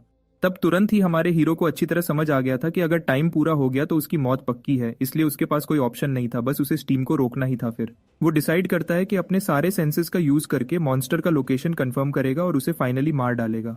वो पूरी कॉन्सेंट्रेशन से फोकस करता है और तुरंत मॉन्स्टर का एग्जैक्ट लोकेशन उसके माइंड में लॉक हो जाता है। उसके बाद वो मॉन्स्टर के हाथ को पकड़ लेता है और उसे एक क्लीन कट से काट देता है, यहाँ तक कि मॉन्स्टर को रिएक्ट करने का मौका भी नहीं मिलता। अब हमारे हीरो को एक परफेक्ट मौका मिलता है। ये वही चांस था जिसका वो इंतजार कर रहा था। अब उसके पास चांस है कि वो अपना फाइनल अटैक करे और मॉन्स्टर को हमेशा के लिए खत्म कर दे। लेकिन अफसोस वक्त खत्म हो जाता है और उसका दिल दर्द से भर जाता है। इसी समय मॉन्स्टर उससे ये मौका छीन लेता है। जैसे ही हमारे हीरो का ध्यान टाइम खत्म होने पर जाता है, मॉन्स्टर तुरंत मौका पकड़ता है और उसका हथियार छीन लेता है, मतलब उसे बिल्कुल बेहथियार कर देता है और अब अपनी टंग से लीथल अटैक करता है। लेकिन हमारा हीरो अभी भी गिव अप नहीं करता। वो डिसाइड करता है कि अब वो अपनी लिमिट से भी आगे जाएगा। फिर वो और स्ट्रेंथ बोरो करता है और मॉन्स्टर की टंग को पकड़ लेता है। उसके बाद उसे हवा में स्विंग करता है और मॉन्स्टर के दोनों जॉज को पकड़ लेता है। अपनी पूरी ताकत लगाकर मॉन्स्टर को तोड़ता है और फाइनली मार देता है।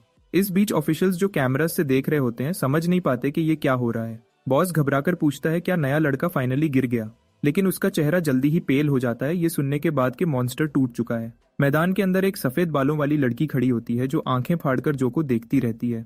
उसे यकीन ही नहीं होता कि जो ने ये सब कैसे कर दिखाया, मतलब उसके लिए ये सीन इतना शॉकिंग था कि वो बस वहीं खामोश रह जाती है।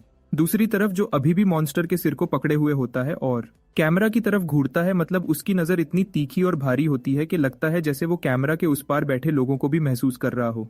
मॉनिटरिंग रूम में बैठे ऑफिशियल्स का पसीना छूट जाता है। उन्हें ऐसा लगता है जैसे वो सीधा उन्हें घूर रहा हो और उसकी वो डेथ स्टेयर उनके अंदर तक डर भर देता है। बॉस पैनिक हो जाता है और गुस्सा करते हुए कहता है कि मैंने इस फाइटर मॉन्स्टर को लाने में इतना पैसा खर्च किया और लड़का इसे इजीली क्रश कर रहा है। लेकिन गुस्से पे कंट्रोल करते हुए वो जो को कंग्रेचुलेट करता है और कहता है स्टाफ के साथ रिवॉर्ड लेने चलो। थोड़ी देर बाद बैक स्टेज पर एक ब्रीफ केस जिसमें कैश रखा होता है जो के सामने आता है और ऑफिशियल उसे बताता है कि टोटल अमाउंट लगभग $500,000 है। फिर जो उस ब्रीफ केस को लेने की कोशिश करता है, लेकिन बॉस अचानक उसे बंद कर देता है और चालाक अंदाज में कहता है कि डील अब बदल गई है। अब या तो जो परमानेंट फाइटर बनेगा तब उसे पूरे पैसे मिलेंगे, वरना अगर वो मना करेगा तो उसे सिर्फ चौथा हिस्सा मिलेगा। मतलब बॉस उसे धोखा देकर मजबूर करना चाहता है। डील सुनते ही हमारा हीरो आंखें तंग कर गुस्से से बॉस की तरफ देखता है और ठंडे लेकिन सख्त अंदाज में कहता है कि अपनी बात दोबारा कहो। मतलब वो वार्निंग दे रहा होता है कि अगर बॉस ने दोबारा ये शर्त रिपीट की तो नतीजा अच्छा नहीं होगा। फिर बॉस गुस्से में फट पड़ता है और चिल्लाता है कि बाकी सब कंटेस्टेंट्स तो उस फाइट के बाद भाग गए और उसका महंगा वॉरियर तो सीधा सिर काटने वाली बीमारी से मर गया। मतलब वो मजाक उड़ाते हुए जो पर इल्जाम लगा रहा होता है कि उसने उसके लिए सब कुछ बर्बाद कर दिया। फिर जो गुस्से से कहता है ये तो हमारी असली डील ही नहीं थी, असली डील को तुम बदल नहीं सकते। वो बॉस को याद दिलाता है कि कॉन्ट्रैक्ट में क्लियरली लिखा था कि अगर रिंग में ओपोनेंट मर भी जाए तो फाइटर जिम्मेदार नहीं होगा। फिर वो सीधा पूछता है क्या यही कंडीशन अग्री नहीं हुई थी। जो कि अंदर से निकली एनर्जी इतनी स्ट्रांग होती है कि बॉस के चेहरे का रंग सफेद पड़ जाता है। वो डर जाता है। उसके बॉडी से निकली एक खौफनाक एनर्जी हवा में भर जाती है और वो ठंडे लहजे में कहता है, पूरा पैसा दो वरना नतीजा बुरा होगा। ये सुनकर बॉस घबरा जाता है और तुरंत बंदूक निकालकर उस पर निशाना लगाता है, लेकिन जो एक पल के लिए भी नहीं हिलता। वो एक ही मूव में गन तोड़ देता है और उस आदमी की उंगली मोड़कर तोड़ देता है जो उस पर निशाना लगा रहा था। बॉस दर्द से चीखता है और अपने लोगों को चिल्लाता है कि इस लड़के को गोली से उड़ा दो। उसके आदमी फौरन अपनी गन्स निकालकर फायर करने को रेडी हो जाते हैं। जो बस एक गहरी सांस लेता है और वो इरिटेट हो रहा होता है, जैसे कह रहा हो ये सब बकवास खत्म करो। बाहर सफेद बालों वाली लड़की एकदम टेंशन में आ जाती है क्योंकि अंदर से गन फायर की आवाज आती है। थोड़ी देर बाद एक आदमी विंडो तोड़कर बाहर उड़ता हुआ गिरता है जैसे खाली सोडा कैन। जो लोग नीचे खड़े होते हैं वो शौक में उस आदमी को देखते हैं और सोचने लगते हैं क्या यहाँ कोई मूवी शूट हो रही है। सफेद बालों वाली लड़की तुरंत समझ जाती है कि ये सब हंगामा जो का ही काम है। अंदर हमारा हीरो बिना डरे बॉडीगार्ड्स को धुआं बना रहा होता है। उसे फर्क नहीं पड़ता कि उनके पास गन्स हैं। एक टकला गुंडा अपनी बंदूक उठाकर उस पर गोली चलाने की कोशिश करता है, लेकिन जो उसका सिर पकड़ता है और सीधा उसका सर दीवार के अंदर दे मारता है। वो कैश का ब्रीफकेस उठाता है और बाहर की तरफ दौड़ता है, जबकि गुंडे ऊपर से चिल्लाते हैं, उसे पकड़ो, उसे मत जाने दो, लेकिन वो भाग निकलता है। रास्ते में दौड़ते हुए जो को लगता है कि उसकी बॉडी अब धीरे धीरे स्लो हो रही है और स्टेमिना खत्म हो रहा है। उसके जख्म भी उसकी ताकत को धीरे धीरे खत्म कर रहे होते हैं। अचानक कोई हाथ उसके हुडी को पकड़कर उसे एक तंग सी गली में खींच लेता है। वही लड़की उसके मुंह पर हाथ रखती है ताकि गुंडे उसे देख ना सकें और दोनों चुप रहते हैं। जब सब शांत हो जाता है तो लड़की कहती है, अब तुम सेफ हो, और जो उसे पहचान जाता है कि ये वही लड़की है जिससे वो पहले मिला था।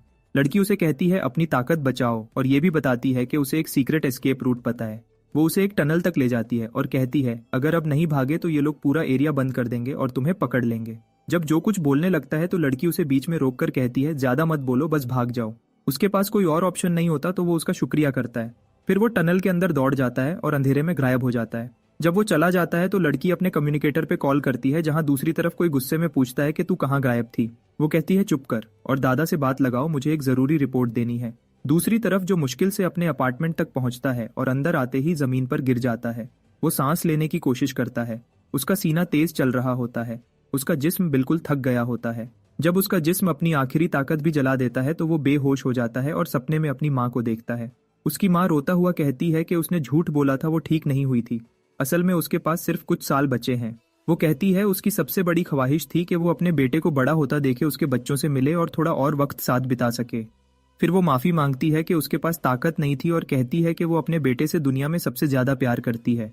सपने में माँ से बातें करते हुए आंसू उसके चेहरे पर बह रहे थे, जैसे वो खुद से पूछ रहा हो क्या मैं अभी भी जिंदा हूँ। फिर अचानक हमारा हीरो रियलिटी में लौट आता है। उसकी आंखें झट से खुल जाती हैं।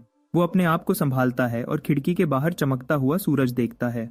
वो धीरे से बैठता है, तब उसे एहसास होता है कि वो अभी भी जोचन के घर के अंदर ही है। तब एक गहरी सांस के साथ उसके दिल से राहत का एहसास निकलता है। कम से कम वो जिंदा तो है और सेफ जगह है। तभी एक आवाज उसके दिमाग में गूंजती है, तू फाइनली जाग गया, और वो थोड़ा घबरा जाता है। वो पूछता है कि डीमन तुम कुछ दिनों से कहाँ था, लेकिन वो जादुई किताब कोई बहाना बना के कहती है कि काम में बिजी थी। फिर वो सवाल उलटा कर देता है, तू क्या कर रहा था जो 2 दिन तक बेहोश पड़ा रहा। उसके जवाब मिलने से पहले ही डीमन खुद समझ जाता है कि वो अंडरग्राउंड अरीना में घुस गया होगा और अपनी एनर्जी ज्यादा जला दी और एक मॉन्स्टर से टकरा गया था। गोल्डफिंगर जोर से चिल्लाता है, पागल हो गया है क्या, इतनी रिस्की हरकत क्यों की। हीरो मुस्कुराता है पर वो छुप नहीं सकता। डीमन उसे वार्न करता है, तेरे पास इतनी पावर नहीं कि मैं तुझे दूसरी बार वापस ला सकूं। अपनी जिंदगी की कीमत समझ, ये तेरा दूसरा मौका है। ये सुनकर जो हल्का सा मुस्कुराता है और कहता है थैंक्स मेरे पीछे नजर रखने के लिए। गोल्डफिंगर का गुस्सा शांत हो जाता है और वो उससे कहता है, जो मॉन्स्टर तुमसे लड़ा था वो इस दुनिया का नहीं लगता। ये सुनकर जो को उस लड़की की याद आती है जो उसने उस श्रापित जगह में देखी थी, पर वो ख्याल झटक देता है। उसका फोकस अभी सिर्फ लेवल अप पे होता है। तभी उसे उसका कल रात वाला रिवॉर्ड याद आता है। वो तुरंत ब्रीफकेस खोलता है और अंदर के नए क्रिस्प नोट्स देखता है। डीमन उसका मजाक उड़ाता है कि तुमने अपनी जान दांव पर लगा दी सिर्फ पैसों के लिए। जो हंसते हुए कहता है, कम से कम अब टूर्नामेंट तक मुझे अपने कर्ज की चिंता तो नहीं होगी। फिर वो अपनी चोट को देखता है और कहता है, मुझे ये इंजरी ठीक करनी पड़ेगी क्योंकि उसे फिर स्कूल वापस भी जाना है। और वो सिर हिलाते हुए बोलता है, उफ वफ, हॉस्पिटल, बैंक और क्लासेस सब एक ही दिन में। तभी वो हॉस्पिटल में जाता है। वहाँ डॉक्टर उसका चेकअप करता है और कहता है, जख्म जल्दी भर जाएगा, बस इसे साफ रखना। डॉक्टर हैरान होकर पूछता है, तुम ऑरेकल हो क्या। वो कहता है हाँ। ये सुनते ही डॉक्टर तुरंत अपना मोड बदलता है और उसे मेंबरशिप प्लान बेचने लगता है। जो गुस्सा होकर कहता है, बस नॉर्मल मेडिसिन दो। वो सुकून से खुद से कहता है, अच्छा हुआ जो मॉन्स्टर की जुबान जहरीली नहीं थी। डॉक्टर उसे ऑइंटमेंट बॉटल देता है, लेकिन जैसे ही जो उसे पकड़ता है वो हैरान हो जाता है। वो पूछता है, ये बॉटल चमक क्यों रही है। डॉक्टर कहता है अरे भाई ये तो नॉर्मल कंटेनर है, लेकिन जो को क्लियरली दिख रहा होता है कि वो बॉटल ही उसके हाथ में चमक रही है। वो मानता नहीं।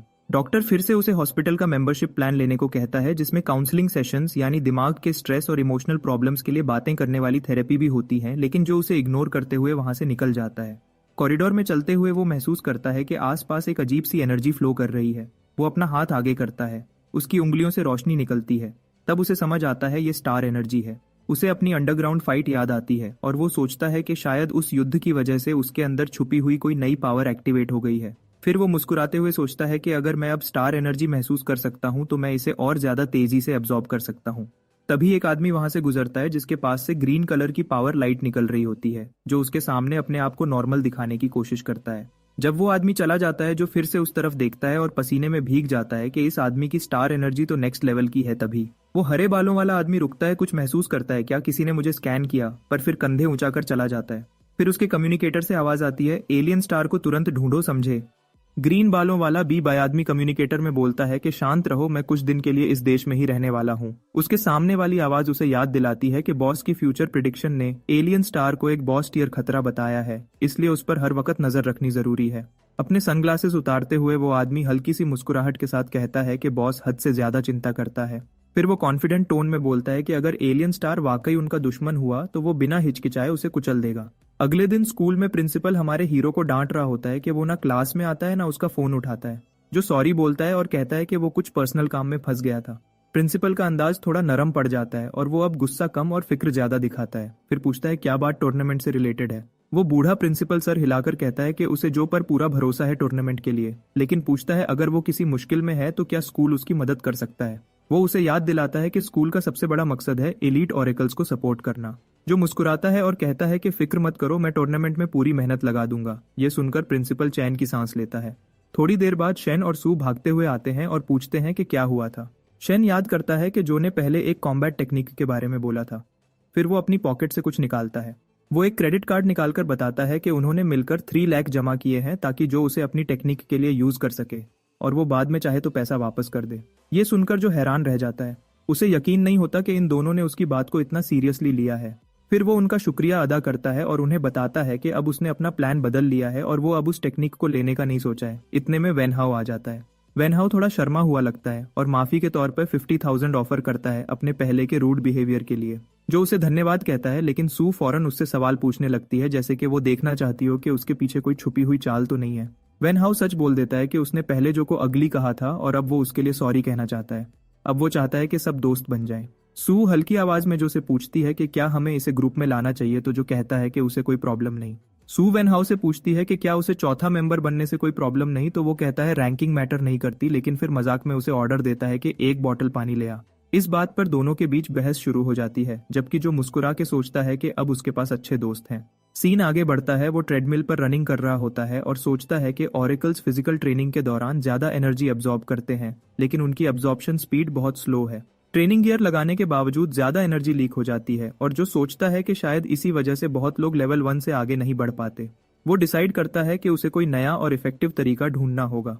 तभी शेन एक आइडिया देता है कि ड्यूअल मैच ट्राई करते हैं, ये सोलो ट्रेनिंग से ज्यादा इफेक्टिव होता है। ये सुनकर जो के दिमाग में एक थॉट आता है कि सच में उसने अपनी न्यू एबिलिटी भी फाइट के टाइम पे ही हासिल की थी। वो शेन को ऑर्डर देता है कि सबको बुला लो।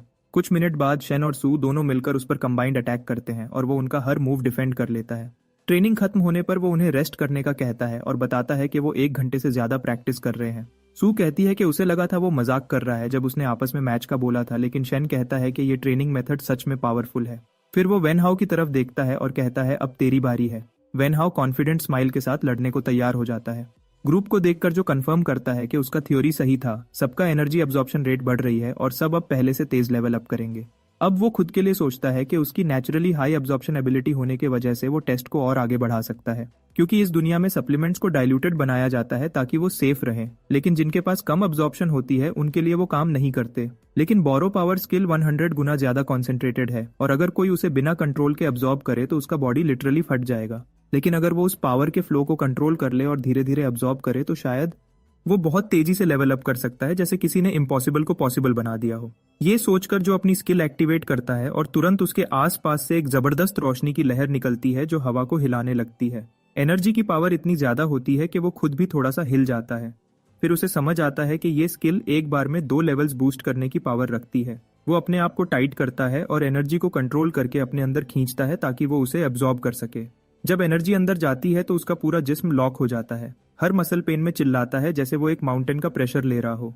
अपनी सारी हिम्मत जोड़कर वो कंसंट्रेट करता है और महसूस करता है कि एनर्जी उसके अंदर तेजी से भर रही है, लेकिन फिर वो पैनिक होता है जैसे उसकी बॉडी अब फटने वाली हो। और फिर कोई ऑप्शन ना देखते हुए वो अपना हाथ ऊपर करता है और एक्स्ट्रा एनर्जी को रिलीज कर देता है। तुरंत एक जबरदस्त धमाके जैसी वेव निकलती है जो हवा को तोड़ती हुई दूर तक चली जाती है। उसके दोस्त शॉक में अपने आप को बचाने की कोशिश करते हैं। वो नहीं मान पाते कि जो ने इतनी डेंजरस पावर रिलीज की है। तभी गोल्डफिंगर वहां आ जाता है क्योंकि उसे ये एनर्जी डिस्टर्बेंस महसूस होती है। वो सीन देखकर जम जाता है और जो पसीने से भीगा हुआ कामली बोलता है कि उसने एनर्जी एब्जॉर्ब कर ली है। डीमन हैरान हो जाता है और खुद से कहता है क्या ये लड़का सच में ये कर गया। फिर वो सोचता है क्या ये वही इंसान है जिसका इंतजार मैं कब से कर रहा था, और वो बॉस से पूछता है कि क्या उसने कुछ कहा। बॉस बात बदल देता है और कहता है मुझे बस इतनी खुशी है कि तुम जिंदा हो। थोड़ी देर बाद कोच दौड़कर आता है और पूछता है क्या हुआ, तो सू तुरंत बोलती है कि ये सब जो ने किया। कोच स्टार एनर्जी की मात्रा देखकर हैरान रह जाता है और तुरंत अपने असिस्टेंट को मेजरमेंट डिवाइस लाने के लिए कहता है, और जब डिवाइस से चेक करते हैं तो सबको पता चलता है कि जो अब लेवल 3 ऑरेकल बन चुका है। पहले तो कोच को यकीन नहीं होता, मगर फिर वो सीधा प्रिंसिपल के ऑफिस की तरफ भागता है ये खबर देने के लिए, क्योंकि स्कूल में ऐसा लेवल 3 ऑरेकल कई सालों बाद मिला है। इधर सू उससे पूछती है कि उसने इतनी जल्दी लेवल अप कैसे किया, तो वो कहता है ये सब उसकी ट्रेनिंग का रिजल्ट है, और सोचता है कि अगली बार वो ऐसे एक्सपेरिमेंट्स प्राइवेटली करेगा ताकि किसी और को दिक्कत ना हो। ये सुनकर तीनों फ्रेंड्स एक्साइटेड हो जाते हैं और अपनी ट्रेनिंग और इंटेंस कर देते हैं। दूसरी तरफ जो बॉस से पूछता है कि इस बार उसने उस पर गुस्सा क्यों नहीं किया। बॉस मुस्कुराता है और कहता है कि अब तो मैं आदत डाल चुका हूँ। गोल्डफिंगर उसे एनकरेज करता है कि अगर वो चाहे तो अपनी फुल पावर यूज करे ताकि जल्दी स्ट्रांग बन सके, क्योंकि उसे जो की स्ट्रेंथ चाहिए होती है। पर जो कहता है टेंशन मत ले, उसने ऑलरेडी बहुत सारी स्टार एनर्जी स्टोर कर ली है, और जैसे ही वो नए पावर लेवल में स्टेबल होगा वो एक और लेवल अप करेगा। ये सुनकर बॉस बिल्कुल चुप हो जाता है। टाइम तेजी से गुजरता है और कंपटीशन का वक्त आ जाता है, और हमारा हीरो बिना रुके ट्रेनिंग करता रहता है जैसे कोई मशीन हो, और आखिर वो कंपटीशन वाला दिन आ ही जाता है। पूरा ग्रुप एक्साइटमेंट में वेन्यू के अंदर एंट्री लेता है। सू खुशी से कहती है कि उसे यकीन नहीं हो रहा कि वो यहाँ तक पहुंच गई है, और कहती है कि उसकी माँ उस पर प्राउड करती। शेन थोड़ा नॉलेज झटक कर बोलता है कि इस साल सबसे बड़ा क्राउड आया है। तब वेन हाओ उसे थोड़ा टीज करता है और पूछता है कि क्या वो लेवल 4 ब्रैकेट के लिए रेडी है। शेन थोड़ा इरिटेट होता है क्योंकि वो लेवल अप नहीं कर पाया, लेकिन जो बस स्माइल करता है। उसके दिमाग में प्रिंसिपल की बात घूमती है कि पूरी कोशिश करना, और अगर सिचुएशन ज्यादा खतरनाक हो तो बस फॉरफिट कर देना, क्योंकि जीने में कोई शर्म नहीं है, हर बार लड़ाई जरूरी नहीं। और वैसे भी लेवल 3 और 4 का अरीना यानी मैदान अलग है। तीनों अलग अलग डायरेक्शन में चलते हैं ताकि अपने अपने मैच के लिए रेडी हो सकें। इधर प्रिंसिपल और कोच वीआईपी एरिया में आते हैं। दोनों बच्चों की तरह एक्साइटेड लगते हैं। कोच कहता है ये वही लग्जरी मोमेंट है जिसका हम इंतजार कर रहे थे, और अब सब कुछ पॉसिबल हो गया है क्योंकि आज हमारा स्कूल फाइनली लेवल 4 ब्रैकेट में एक फाइटर भेज रहा है। और तभी प्रिंसिपल वैंग अचानक वहां अपीयर होता है। प्रिंसिपल वैंग मुस्कुराते हुए जो कि प्रिंसिपल को बधाई देता है कि सिर्फ कुछ महीनों में उसने 2 हाई लेवल स्टूडेंट्स तैयार कर लिए हैं, लेकिन प्रिंसिपल नम्रता से कहता है कि ये सब उसका काम नहीं था, बल्कि स्टूडेंट्स की मेहनत थी। वो बस उनकी जरूरत पूरी करता रहा, और साथ ही वो वैंग का भी शुक्रिया अदा करता है क्योंकि उसने कंपटीशन के बारे में जरूरी जानकारी दी थी। वैंग बताता है कि रिफॉर्मेशन के बाद सरकार ने फैसला किया है कि जो स्कूल्स जीतेंगे उन्हें ग्रांट्स मिलेंगी, और इसी वजह से इस साल कंपटीशन का लेवल और मुश्किल होगा। अचानक एक घमंडी आदमी कहता है कि कोई जाहिल यानी एक गांव का आदमी जबरदस्ती वीआईपी लाउंज में घुस आया है और सबको परेशान कर रहा है। प्रिंसिपल जवाब देने लगता है, लेकिन वैंग उसे रोक देता है और कहता है कि उनसे पंगा मत लेना, क्योंकि ये सब वो प्रिंसिपल्स हैं जिन्होंने पहले ये टूर्नामेंट जीता हुआ है। प्रिंसिपल कहता है कि वो सब बातें पुरानी हो गई हैं, अब कोई नहीं जानता कि इस दफा का विनर कौन होगा। तभी सफेद बालों वाला आदमी टॉन्ट करता है कि इस सीन को अच्छे से देख लो और एंजॉय करो, क्योंकि ये तुम्हारे लिए पहली और आखिरी बार है जब तुम ऐसी जगह पर आए हो। कोच थोड़ा परेशान होकर प्रिंसिपल से पूछता है कि क्या स्टूडेंट्स इतने हाई लेवल कंपटीशन के लिए तैयार हैं, क्योंकि उनका ये पहला एक्सपीरियंस है। वैंग मुस्कुराकर कोच से पूछता है कि उसे अपने स्टूडेंट्स के बारे में क्या लगता है। कोच फक्र से कहता है कि सब टैलेंटेड हैं, और जो तो एक प्रोडिजी है जो किसी भी जीनियस से ज्यादा गिफ्टेड है। प्रिंसिपल कहता है कि हमें बस उन पर यकीन रखना चाहिए, बाकी वो खुद अपना आप साबित करेंगे। ऑडियंस में जो कि क्लास भी उसके लिए चीयर कर रही होती है। क्लास रिप्रेजेंटेटिव बहुत एक्साइटेड है, पर अंदर से थोड़ा नर्वस भी, क्योंकि वो पहली बार ऐसी जगह आई है। पहले तो उसे यकीन ही नहीं हो रहा था कि जो कंपटीशन में पार्टिसिपेट कर रहा है, लेकिन अब वो यहाँ उसके लिए चीयर कर रही थी। एक हफ्ते पहले स्कूल में उसके दिमाग में ये बात चल रही थी कि जो अकेडमी का नया राइजिंग स्टार बन गया है, और अब शायद उससे मिलना मुश्किल होगा। वो सोचती है कि अब जो लोअर क्लास के लोगों से मिलना पसंद नहीं करेगा। ये सोचकर वो इतनी परेशान होती है कि गिरने वाली होती है। तभी हमारा हीरो टाइम पर आकर उसे संभाल लेता है। वो उससे पूछता है क्या तुम ठीक हो, और वो उसका शुक्रिया कहती है। फिर पूछती है कि तुम यहाँ क्या कर रहे हो। जो कहता है कि उसने उसे देखा तो मिलने आ गया। वो कन्फेस करती है कि उसे लगा कि अब वो एलीट बन गया है और लोअर क्लास के लोगों से नहीं मिलता। जो मुस्कुराता है और कहता है दोस्ती तो हमेशा के लिए होती है, कुछ भी हो असली दोस्त कभी नहीं बदलते। ये सुनकर वो खुश हो जाती है और सोचती है कि जो बिल्कुल नहीं बदला और वो पक्का टूर्नामेंट जीत सकता है। तभी अनाउंसर लाउड स्पीकर पे कहता है कि कंटेस्टेंट्स स्टेज पर आने वाले हैं। तभी सीआर एक्साइटेड हो जाती है जब देखती है कि हमारे हीरो जो दूसरे कंटेस्टेंट्स के साथ स्टेज पे वॉक कर रहा होता है। अनाउंसर कहता है कि वो सबका स्वागत करता है इस साल के एक्सचेंज कंपटीशन में, और ये इवेंट होस्ट करेंगे वो खुद और उनकी पार्टनर लिलियन। जब लिलियन का नाम लिया जाता है तो पूरा क्राउड पागल हो जाता है क्योंकि वो कंट्री की सबसे मशहूर आइडल्स में से एक है। लिलियन स्माइल करके कहती है कि आज वो एक ऑर्डिनरी अनाउंसर है, असली स्टार्स तो ये कंटेस्टेंट्स हैं जो यहाँ कम्पीट करने आए हैं। अनाउंसर रूल्स समझाता है कि 12 अकेडमीज से टोटल 48 कंटेस्टेंट्स हैं, 16 लेवल 4 ब्रैकेट में और बाकी 32 लेवल 3 ब्रैकेट में। हॉल सिर्फ लेवल 4 के लिए रिजर्व्ड है और फाइनल रैंकिंग्स दोनों ब्रैकेट्स के स्कोर मिलाकर बनेंगी। कंटेस्टेंट्स एक दूसरे के सामने फाइट करेंगे। हर मैच का विनर आगे बढ़ेगा और दूसरे विनर से टकराएगा जब तक सिर्फ एक बचा ना रहे। टाइम लिमिट 30 मिनट्स की होगी और मैच तब खत्म होगा जब कोई सरेंडर करे या उसकी फाइट करने की एबिलिटी खत्म हो जाएगी। लिलियन कहती है कि इस साल के टूर्नामेंट के रूल्स पहले से ज्यादा टफ हैं, लेकिन डरने की जरूरत नहीं है। वो उन सबसे कहती है कि पिलर के टॉप पे देखो। सब लोग एक्साइटेड हो जाते हैं जब वो देखते हैं कि एक एस रैंक सेलिब्रिटी जिसका नाम यूए है हॉल में मौजूद है। यूए हल्का सा अपना पावर शो करता है, सिर्फ एक उंगली से फ्लोर हिल जाता है जैसे अर्थक्वेक आया हो। अनाउंसर समझाता है कि ये मास्टर ने स्पेशल रिंग बनाई है जो ऑडियंस को किसी भी अटैक से बचाएगी और हर मैच के बाद रिंग को इंस्टेंटली रिपेयर कर देगी। वो कॉन्टेस्टेंट्स को ये भी बताता है कि उन्हें जेम्स पहनने चाहिए क्योंकि ये उनका सर्टिफिकेशन है और डेंजरस मोमेंट में उन्हें प्रोटेक्ट भी करेंगे। सब लोग धीमे आवाज में बोलते हैं कि एस रैंक के लोग वाकई बहुत डरावने होते हैं। फिर अचानक हमारे हीरो के दिमाग में एक थॉट आता है कि इस एस रैंक की पावर लगभग गोजो, एक बहुत ही पावरफुल जादूगर के बराबर है। लेकिन इसके बावजूद जो इतना चिल और बेफिक्र लग रहा था जैसे उसे किसी चीज की टेंशन ही ना हो, उसे जरा सी घबराहट भी महसूस नहीं हो रही थी। स्टेज पर आइडल मुस्कुराती हुई कहती है कि रिजल्ट्स जेम्स पे शो किए जाएंगे और वो ऑफिशियली अनाउंस करती है कि कंपटीशन अब शुरू होता है। सबकी नजर पहली फाइट पर होती है जो सिर्फ 17 मिनट में खत्म हो जाती है और विनर बनती है शेलरैन। सब उसके लिए तालियां बजाते हैं, लेकिन प्रिंसिपल हैरान होकर कहता है कि उसे यकीन नहीं हो रहा कि एक एस रैंक ऑरेकल खुद टूर्नामेंट देख रहा है। इसका मतलब है इस साल के मैचेस बहुत टफ होने वाले हैं। प्रिंसिपल वोंग समझाता है कि ये सब लेवल 4 और लेवल 3 के फर्क की वजह से है। लेवल 4 ऑरेकल्स अपनी फाइटिंग टेक्निक्स में पूरी मास्टरी हासिल कर चुके हैं, जबकि फेमस स्कूल्स इतने अमीर हैं कि सी रैंक टेक्निक्स खरीदना उनके लिए रोज का काम है। इसी वजह से वो स्कूल्स हमेशा टूर्नामेंट जीत जाते हैं क्योंकि वो ग्रांट का पैसा यूज करके अपने कॉन्टेस्टेंट्स को बेस्ट मैजिकल एबिलिटीज और फाइटिंग टेक्निक्स दिलवा देते हैं। लेकिन इस साल सब कुछ बदलने वाला है। 5वीं फाइट लान चेन और लीसे के बीच होती है। लान चेन अपने ओपोनेंट के हर अटैक से बचाव कर उसे पूरी तरह कंफ्यूज कर देती है। फिर लीसे अपनी एबिलिटी बेस्ड फाइटिंग टेक्निक का यूज करती है और ओपोनेंट को रोक लेती है। फिर एक स्ट्रॉन्ग फिनिशिंग ब्लो से मैच जीत जाती है।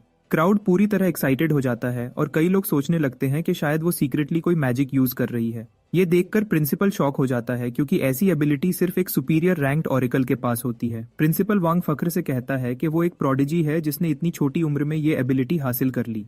दूसरा प्रिंसिपल कहता है कि उसे फर्क नहीं पड़ता अगर उसके पास ऐसी एबिलिटी है तो। पर वैंग मुस्कुराते हुए उसे छेड़ता है और पूछता है कि अगर ऐसा है तो तुमने उसे टीम में शामिल करने की कोशिश क्यों की। प्रिंसिपल ली कह देता है कि बस ये सिर्फ उसकी पावर्स टाइम से पहले एक्टिवेट हो गई हैं, इससे ज्यादा कुछ नहीं।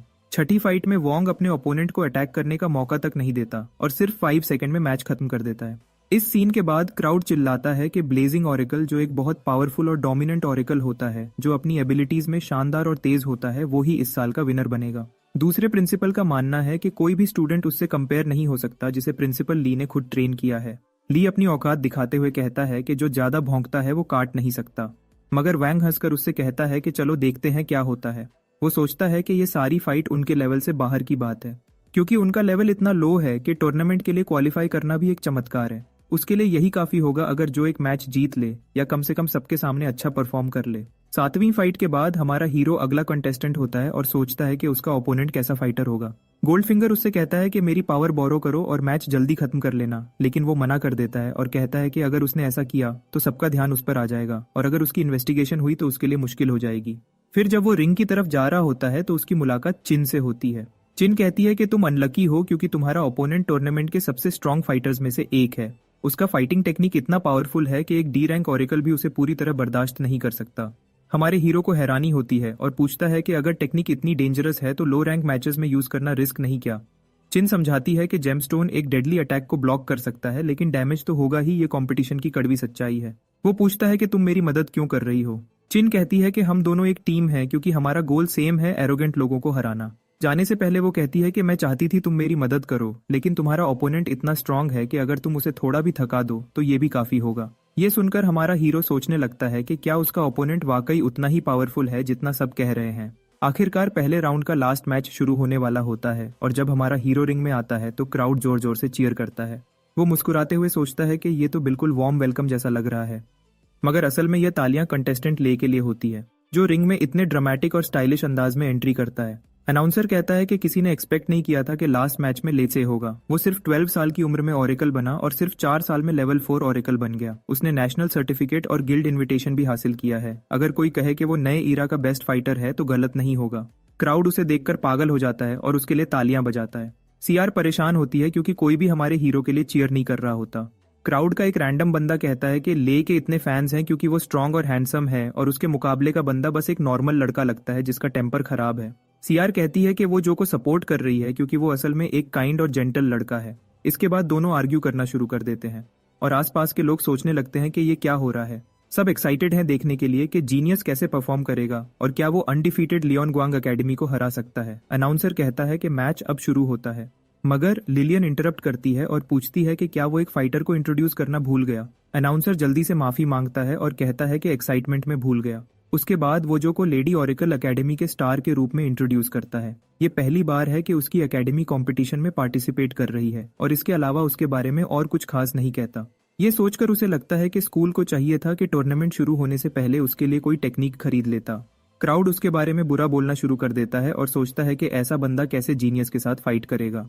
फिर हेडस्कार्फ पहने एक बंदा जोर से हंसता है और सीआर को लाउडली टॉन्ट करता है। इसी बीच प्रिंसिपल यू दूसरे प्रिंसिपल से कहता है कि ये बदकिस्मती है कि उन्हें अपने एकेडमी के राइजिंग स्टार का सामना करना पड़ रहा है पहले साल में, लेकिन उन्हें फिक्र नहीं करनी चाहिए क्योंकि सब जल्दी खत्म हो जाएगा। तब वैंग उससे कहता है कि सबको कहीं से शुरू करना ही पड़ता है, बस इग्नोर करना और काम रहना चाहिए। दूसरी तरफ रिंग के अंदर ले जो से कहता है कि उसे बुरा लग रहा है कि पहले टूर्नामेंट में ही उसे ले का सामना करना पड़ रहा है, मगर जो कहता है कि मैच पे ध्यान दो। फिर अचानक वो हमारे हीरो के पास डैश करता है और कहता है कि वो मैच सिर्फ 10% पावर से शुरू करेगा, क्योंकि अगर वो पहला फाइट हार भी गया फिर भी थोड़ा रिस्पेक्टेबल लगता है। ले सोचता है कि वो नाइस एक्ट कर रहा है, लेकिन वो नाराज भी है क्योंकि उसने पहले ही बोला था कि नॉर्मली फाइट करेंगे। तब अनाउंसर कहता है कि जीनियस से अपना एक्साइटमेंट होल्ड नहीं हो रहा और अब वो अनाउंस करता है कि फर्स्ट राउंड का फाइनल मैच ऑफिशियली शुरू होता है। इसके साथ ले अपनी स्पीड का यूज करके हमारे हीरो पर अटैक करता है और इतनी तेज मूव करता है कि लगता है जैसे उसने शैडो क्लोन टेक्निक यूज करके अपने मल्टीपल कॉपीज बना ली है और सब एक साथ अटैक करते हैं। हर कंटेस्टेंट सोचता है कि जीनियस को बीट करना एक्सट्रीमली डिफिकल्ट होगा और प्रिंसिपल यू सोचता है कि कोई भी उसे बीट नहीं कर सकता। जीनियस यानी ले सोचता है कि हमारा बॉय मूव नहीं कर रहा क्योंकि वो उसे नहीं देख सकता। फिर जीनियस सोचता है कि सिर्फ वैंग ही वो शख्स हो सकता है जो उसे सच में चैलेंज दे सकता है, यानी कि बाकी सब ओपोनेंट्स उसके लिए मुश्किल नहीं है। ये सोचकर कि अब फाइनली एंड है, वो फिनिशिंग ब्लो देने के लिए रेडी होता है, मगर जब वो क्लोज आता है तो जो उससे पूछता है कि क्या तुम मेरे अटैक से बचने की कोशिश नहीं करोगे, और फिर अचानक उसको फेस पे एक पावरफुल और अग्रेसिव पंच मार देता है। सब ये देखकर शॉक हो जाते हैं कि ऐसा कैसे हो सकता है। मतलब सब लोग हैरान हैं कि जो ने जीनियस का अटैक काउंटर किया और तुरंत मुक्का मार दिया। जीनियस नॉर्मली अपनी स्पीड से हर अटैक से बच जाता था, लेकिन अब क्राउड सोचने लगता है कि जो ने कुछ हैक यूज किया है क्योंकि कोई और जीनियस को फर्स्ट हिट नहीं मार सकता। तभी वैंग प्रिंसिपल को कहता है कि जो के स्किल्स काफी इंप्रेसिव है। प्रिंसिपल सोचता है कि शायद जो चीटिंग कर रहा है क्योंकि कोई भी ले से तेज नहीं है। ये सुन के प्रिंसिपल ली कहता है कि अगर चीटिंग होती तो ऊपर वाले ऑलरेडी पकड़ लेते। प्रिंसिपल ली बोलता है कि चुप हो जाओ, इतनी शिकायत और बकबक से कुछ नहीं होना, बल्कि अब मैच को ऑब्जर्व करो। वो उसे सजेस्ट करता है कि मैच को साइलेंटली देखा जाए क्योंकि अभी मैच खत्म नहीं हुआ। फिर ले खुद बोलता है कि अभी उसने अपनी पूरी ताकत नहीं दिखाई। वो मानता है कि उसने पहले जो को सीरियसली नहीं लिया था, लेकिन अब वो फुल पावर यूज करेगा। फिर ले अपनी पावर को कंट्रोल करते हुए दूसरे अटैक के लिए चार्ज होता है। उसके अराउंड लाइटनिंग कॉइल्स घूम रही हैं और वो चिल्लाता है कि उसकी ताकत बेरली अंडर कंट्रोल है, मतलब वो अपनी एनर्जी को संभालने की कोशिश कर रहा है और फुली अनलीश करने वाला है। ले और ज्यादा लाइटनिंग समन करता है। दूसरी तरफ जो काम होता है इतना के ब्लिंक भी नहीं करता। जो को मजा आता है कि ले के अंदर इतनी स्टार एनर्जी है। अचानक येलो लाइटनिंग फ्लैश से जो सरप्राइज होता है और लाइटनिंग बैरियर से बाउंस होती हुई अरीना में पिनबॉल जैसे तेज मूवमेंट करती है। तुरंत अनाउंसर कहता है कि ले अपना ट्रम्प कार्ड यूज करने वाला है, वो भी एक्स्ट्रा फिलर। ले कॉन्फिडेंट होता है कि जीत उसकी ही हो गई। वो ऊपर से उसके तरफ एक सुपर चार्ज्ड किक डिलीवर करता है जो अटैक को रोकता नहीं है बल्कि एक पंच से ले के फेस पर हिट करता है। जो का पंच इतना पावरफुल था कि ले अपने आप को संभाल नहीं सका और कंट्रोल खोता हुआ जमीन पर गिर जाता है। जो कहता है कि उसे ये अटैक पहले ही कर देना चाहिए था जब उसके पास चांस था। अनाउंसर डिक्लेयर करता है कि पिकाचू ले फिर से डाउन हो गया। फिर स्टोन रेड हो जाता है, तब कंफर्म होता है कि ले अब फाइट नहीं कर सकता। जो सोचता है कि ले ठीक होगा, उसको स्टोन ने फेटल डैमेज नहीं होने दिया होगा। स्पेक्टेटर सरप्राइज्ड हैं कि मैच इतनी फास्ट खत्म हो गया। ले के डिफीट के बाद चिन सेकंड क्वार्टर फाइनल मैच के लिए आता है और अपने ओपोनेंट को आसानी से हरा देता है बिना ज्यादा मेहनत के। फिर वैंग अपने ओपोनेंट को इजीली क्रश करता है। क्राउड बीस्ट की स्ट्रेंथ देखकर शॉक होता है, लेकिन सबकी नजर जो पर होती है। तभी मेसी हेयर वाला जो सबको डेथ स्टेयर देता है। डेथ स्टेयर से सेक्शन में खौफनाक माहौल बन जाता है। फोर्थ मैच में रैंस किसी दूसरे ओरेकल स्कूल का स्टूडेंट जो कि अगेंस्ट फाइट करता है, जो अपने ओपोनेंट के हर स्ट्राइक से बहुत ही प्रिसाइज और स्किल्ड तरीके से बच निकलता है, बिल्कुल एक एक्सपीरियंस्ड फाइटर की तरह। फिर जो ने फाइट खत्म की और एक हल्का सा पंच रैंस के सर पर मारा जिसकी वजह से वो जमीन पर गिर गया, यानी जो ने अपनी स्पीड और कंट्रोल से फाइट को क्विकली एंड कर दिया। तभी अरीना के ऊपर से ऑफिशियल्स ऑब्जर्व कर रहे होते हैं और कमेंट करते हैं कि जो ने अब तक कोई कॉम्बैट टेक्निक यूज नहीं की, उसने सिर्फ अपनी रॉ एनर्जी कंट्रोल की वजह से फाइट जीती है। एक ऑफिशियल सोचता है शायद जो अपनी रियल लेवल छुपा रहा है या ड्रग्स यूज कर रहा है जो सीरियस वायलेशन होगा। अनाउंसर सेमीफाइनल्स हाइप करता है और अब जो को ल्यू के अगेंस्ट अनाउंस करता है और वो बीच में रुक जाता है जब डार्क सूट्स पहने ऑफिशियल स्टेज पर आते हैं। उन्हें देखकर ऑडियंस भी कंफ्यूज होती है और सब विस्पर करते हैं कि ये लोग कौन है। फिर उनमें से एक इंस्पेक्टर हमारे हीरो को ऑर्डर देता है कि वो स्पेशल इक्विपमेंट पहने और अपनी स्टार एनर्जी रिलीज करे। तब क्राउड को समझ आता है कि ये टूर्नामेंट के इंस्पेक्टर्स हैं और सब शोर मचाने लगते हैं और सोच रहे होते हैं कि जो पर चीटिंग का इल्जाम लगाया गया है। तभी इंस्पेक्टर उसकी स्टार एनर्जी चेक कर रहे हैं। जो पसीने से भीगने लगता है, सोचता है कि शायद उसने थोड़े ज्यादा पावर यूज कर लिए हैं, इसलिए अब वो डिसाइड करता है कि अगले राउंड्स में अपनी पावर्स को लिमिट तक यूज करेगा। इंस्पेक्टर्स रिजल्ट्स चेक करते हैं और नोटिस करते हैं कि रीडिंग्स स्टेबल हैं और लिमिट्स के अंदर हैं। फिर वो क्राउड को अनाउंस करते हैं कि कंटेस्टेंट चीटिंग नहीं कर रहा। इंस्पेक्टर्स फिर वापस चले जाते हैं और अनाउंसर हैरानी में चिल्लाता है कि हमारा हीरो ऑफिशियली लेवल 4 कंफर्म्ड हो गया है और अब सेमीफाइनल शुरू हो सकता है। क्राउड थोड़ी देर के लिए सोचता है, मतलब वो सब एक पल के लिए हैरान और कंफ्यूज हो जाते हैं कि सच में जो लेवल 4 है या नहीं। फिर वो जोश और एक्साइटमेंट में झूम उठते हैं, ये समझकर कि हमारा हीरो सच में असली स्किल्स रखता है। जब मैच शुरू होता है, ल्यू रियलाइज करता है कि जो सच में लेवल 4 है और उसकी ताकत असली है। तब उसका चेहरा पीला पड़ जाता है और वो डर और शौक से हिलने लगता है। मैच शुरू होते ही जो तुरंत ल्यू को नॉकआउट कर देता है सिर्फ एक ही पावरफुल स्ट्राइक से, और इंस्टेंटली मैच एंड हो जाता है। अनाउंसर माइक्रोफोन के जरिए इतनी जोर से चीखता है कि लगभग अपनी आवाज ही खो देता है, जबकि लिलियन बेकार की बातें ऐड करती रहती है। स्टैंड्स में प्रिंसिपल वैंग जो कि प्रिंसिपल की तरफ देखता है और प्रेज करता है कि उसने इतना पावरफुल स्टूडेंट तैयार किया। प्रिंसिपल खुशी से सारे रिमार्क्स एक्सेप्ट करता है और बाकी प्रिंसिपल्स जो पहले उसका मजाक उड़ाते थे वो भी प्रेज करने रश लगा देते हैं। प्रिंसिपल पोलाइटली स्माइल करता है लेकिन थोड़ा अनकंफर्टेबल फील करता है इतनी अटेंशन देख के। ली और प्रिंसिपल वॉन्ग स्टेज के साइड से देख रहे होते हैं और उनको क्लियरली इरिटेशन हो रही होती है। क्राउड के अचानक अटेंशन और सबके जो को प्रेज करने की वजह से वो थोड़ा अनॉयड लग रहे थे। जो का प्रिंसिपल अपने आप पर प्राउड फील करता है और सोचता है कि जो ने सच में अपना वादा पूरा किया और स्कूल की इज्जत और रेपुटेशन को बरकरार रखा। अरीना फ्लोर पर लास्ट सेमीफाइनल कॉल होता है और चिन स्टेज पर टेंस और डिटर्मिन्ड नजर आती है। उसके सामने वॉन्ग अपना कदम स्टेज पे रखता है। उसकी आंखें प्रेडेटर की तरह चमक रही होती हैं, जैसे उसने अपना अगला शिकार स्पॉट कर लिया हो। स्टैंड से जिन जूनियर वॉन्ग को मोटिवेट करता है। तभी चिन ब्रीफली डिस्ट्रैक्ट होती है 1 सेकंड के लिए। गार्ड में गैप नोटिस करती है और उसे गैप को स्पॉट करते हुए चिन अपना स्ट्रॉन्ग अटैक वॉन्ग पर करती है। वॉन्ग उसके अटैक को अपने चेस्ट पे स्लैम करता है। चिन का अटैक फेल होता है। वॉन्ग पूरे कंट्रोल में और कॉन्फिडेंट होता है, सिर्फ थोड़ी इरिटेट लगता है और उसे घूरता है। तब चिन को समझ आ जाता है कि उसका अटैक हार्डली काम आया, इसलिए वो थोड़ी घबरा जाती है और उसका कॉन्फिडेंस कम हो जाता है। अब वॉन्ग चिन का रिस्ट इजीली पकड़ लेता है और उससे पूछता है कि क्या वो सच में इतनी टैलेंटेड है जितना वो सोचती है। अचानक चिन स्नैप करती है और उसे कहती है बीट इट और अपना एल्बो उसके फेस पे मारती है। लेकिन वॉन्ग अपनी आंख भी ब्लिंक नहीं करता और वो सोचता है कि जो हो रहा है वो उसके लिए बहुत मजेदार है, उसको कोई टेंशन नहीं है। उस इंस्पिरेशन से चिन अगला मूव चार्ज करती है और ज्यादा ब्लास्ट अटैक ट्राई करती है। अब वो वॉन्ग को मैजिक से टाइटली बाइंड कर देती है और अब वो मम्मी की तरह दिखता है। फिर चिन विंड स्टाइल किकिंग यूज करती है और उसके रैप्ड बॉडी पर पावर से हिट करती है। अब थोड़ी देर के लिए वो रिलैक्स फील करती है क्योंकि चिन को लगता है कि उसके सारे अटैक सही लगे और उसने वॉन्ग को नुकसान पहुंचा दिया है। लेकिन उसकी खुशी जल्दी ही हैरानी में बदल जाती है जब वो वॉन्ग को अपने पीछे खड़ा देखती है जैसे कि एक भूत। तब उसके फेस का रंग उड़ जाता है। वो टर्न करने की कोशिश करती है और सोचती है कि वो कैसे इतनी फास्ट मूव हुआ होगा, लेकिन अब बहुत धीर हो चुकी होती है। फिर अचानक वोंग अपना मुक्का चिन के ऊपर मार देता है और वो अपनी ब्लड रेज आर्ट्स का इस्तेमाल करता है, मतलब वो अपनी एंगर और पावर दोनों के साथ स्ट्राइक डिलीवर करता है। स्ट्राइक इतने जोर से लगता है कि प्रोटेक्टिव सेंसर बैरियर से टकराकर टुकड़े टुकड़े हो जाता है और सारे टुकड़े इधर उधर बिखर जाते हैं। टुकड़े गिरते ही चिन घुटनों पर झुककर बैठ जाती है, उसे सांस लेने में मुश्किल होती है और अनाउंसर कहता है कि वैंग अब एडवांटेज में है। चिन के जूनियर्स रोते हुए नजर छुपाते हैं क्योंकि वो उसको इतना बुरी तरह हारते हुए नहीं देख सकते। प्रिंसिपल वैंग अपने मुट्ठियां बंद करता हुआ चुपचाप दुआ करता है कि उसकी स्टार स्टूडेंट हिम्मत न हारे। चिन ना उम्मीदी में खड़ी होती है, जैसे कोई अंधेरा उस पर छाया हो। उसकी नजर रेड टैग पर पड़ती है जो उसके पास जमीन पर पड़ा हुआ है। उसकी आवाज कांपती है और वो धीरे से कहती है, मैं हार नहीं सकती। रेड टैग उसे स्कूल की याद में ले जाता है जहां उसने बच्चों की परेशानी देखी थी। वो कमरा भरा हुआ था फिक्रमंद स्टूडेंट्स से जो परेशान नजर आ रहे थे। एक लड़की रोना रोक कर कहती है, अगर एकेडमी बंद हुई तो वो ड्रॉप आउट करने पर मजबूर हो जाएगी, उसका सपना अधूरा रह जाएगा।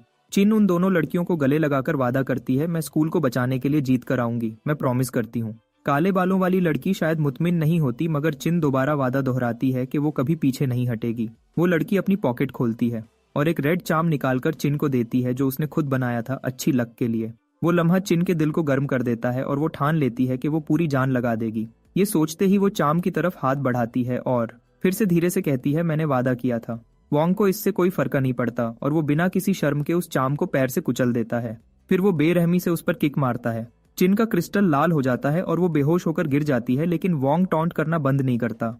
अनाउंसर चिल्लाता है कि अब फाइट खत्म है, लेकिन वो फिर से अपना फुट उठाता है उसको कुचलने के लिए। क्राउड घबराकर चिल्लाता है कि इसको रोको। स्पेक्टेटर्स खौफ से देखते हैं और सोचते हैं कि अब वो डरावना फाइटर यानी वोंग क्या करने वाला है। तभी प्रिंसिपल वांग की आवाज फटफट कर आती है। वो किसी से कह रहा होता है कि उसकी स्टूडेंट को बचाओ। फिर एक ऑफिशियल डिमांडिंग मास्टर बीच में आता है, लेकिन वो आदमी फिलहाल पूरे सुकून रहता है कि सब कंट्रोल में है। वोंग फिर से अपना फुट जोर से जमीन पर मारता है और उसकी पावरफुल फोर्स से मैदान में गड्ढा पड़ जाता है। फिर उसकी आंखें वाइड हो जाती हैं जब वो देखता है टारगेट गायब है। जो ने देखा कि वोंग ने चिन को मारने की कोशिश की, लेकिन चिन अभी भी जिंदा थी, इसलिए जो ने वक्त से पहले चिन को अपनी बाहों में पकड़ लिया और उसे बचा लिया। फिर उसने वोंग को चैलेंज किया कि क्या ये स्कूल ने उसे सिखाया है जो वो अपनी स्टूडेंट को मारने की कोशिश कर रहा है। वोंग घूमकर जॉश से जो का नाम चिल्लाता है और उसकी आंखों में गुस्से की आग होती है। अनाउंसर राहत की सांस लेता है और बोलता है कि शुक्र है हमारे हीरो ने चिन को वक्त पर बचाया। प्रिंसिपल वांग दौड़कर आता है और अपनी इंजर्ड स्टूडेंट को गोद में ले लेता है और शुक्र अदा करता है कि वो बच गई। क्राउड हैरान और परेशान हो जाता है और सोचता है कि वोंग ने वाकई उसे मारने की कोशिश की थी। वोंग बेपरवाह नजर आता है और जो की तरफ चलता हुआ धमकी देता है कि जो भी उसके रास्ते में आया वो उसे खत्म कर देगा। वोंग के घमंड ने हमारे हीरो में आग लगा दी, जो उसको किल करने वाली नजर से देखता है और चैलेंज करता है कि अगर हिम्मत है तो आजमा कर देखो। दूसरी तरफ डॉक्टर्स जल्दी से इंजर्ड गर्ल को व्हील चेयर पे बैठाकर बाहर ले जाते हैं। अनाउंसर स्टाफ से कहता है कि अरीना जल्दी रीसेट करो अगली फाइट के लिए। स्टैंड्स में हमारे हीरो के दोस्तों और सीआर का ग्रुप इकट्ठा हो जाता है और सब टेंशन से उस मंजर को देख रहे होते हैं। तभी शेन पूछता है कि अब तक सब कैसा लग रहा है और रिप्लाई मिलता है कि जो ऑलरेडी फाइनल्स तक पहुंच गया है। वो एडमिट करता है कि ओपोनेंट कुछ अजीब लग रहा है। प्रिंसिपल का फ्रेंड वार्न करता है कि जो को केयरफुल रहना चाहिए और वोंग की पावर को अंडर एस्टिमेट ना करना चाहिए। जो कॉन्फिडेंट है और कहता है कि टेंशन लेने की जरूरत नहीं। अरीना में वोंग सोचता है कि जो बहुत वीक है, लेकिन जो उससे कहता है कि तुम बस ज्यादा बोलते हो। फिर जो हंसी के साथ वोंग से पूछता है, तू फाइट करेगा या बस बोलता रहेगा। फिर दोनों एक दूसरे के सामने खड़े होते हैं। उनकी एनर्जी जोर से चमकती है और अनाउंसर कहता है कि मैच शुरू हो गया है। वोंग तुरंत जो को पंच मारने की कोशिश करता है, लेकिन उसके पंच से जो का बॉडी बिल्कुल स्टिल रहता है, उसे बिल्कुल फर्क नहीं पड़ता। वोंग मुस्कुराता है और कहता है कि उसे लगा था जो ज्यादा स्ट्रांग होगा। जो तुरंत रिप्लाई करता है और वोंग के वर्ड्स उसके मुंह से निकाल लेता है। वोंग पसीने से भीग जाता है। फिर वोंग और अग्रेसिवली रिएक्ट करता है और उससे पूछता है कि ये सच में वो वही लेवल है जो प्रीवियस टूर्नामेंट जीत चुका है। वो उसे ग्रैब करने की कोशिश करता है, लेकिन जो उसके वॉर से बचकर निकल जाता है। अब वोंग अपनी ब्लड रेज स्किल एक्टिवेट करता है और दोनों फुल स्पीड से एक दूसरे को हिट करते हैं। दोनों एक दूसरे को पीछे नहीं हटने दे रहे होते। अनाउंसर हैरानी में कहता है कि ऐसे लेवल 4 फाइट उसने पहले कभी नहीं देखे। जो कि दोस्तों को हैरानी होती है। उन्हें लगता है कि जो ने अब तक प्रैक्टिस में अपनी असली ताकत नहीं दिखाई थी। अरीना में जो एक मैसिव अपरकट रेडी करता है और ये अपरकट वोंग के जॉ पर लगता है। टीचर और प्रिंसिपल हैरानी होते हैं अपने स्टूडेंट की स्ट्रेंथ को देखकर और वोंग के मुंह से खून स्प्रे होता है और वो सोचता है कि इतना पावरफुल बंदा कैसे पीछे पुश हो गया। वोंग सोचता है कि जो ने उसे इतना पीछे धकेल दिया है और ये सोचकर उसका गुस्सा और ज्यादा बढ़ता है। फिर वो अपनी एबिलिटी को और तेज करता है और अपनी ताकत और बढ़ाता है। तभी वहां गोल्ड फिंगर अपीयर होता है और कहता है कि वोंग लिटरली स्टार एनर्जी अपनी बॉडी में फोर्स कर रहा है ताकि कि अपनी पावर बढ़ा सके। फिर अचानक वोंग एक फ्लैश की तरह गायब हो जाता है, लेकिन जो उसके मूवमेंट्स को कंटिन्यू फॉलो करता है।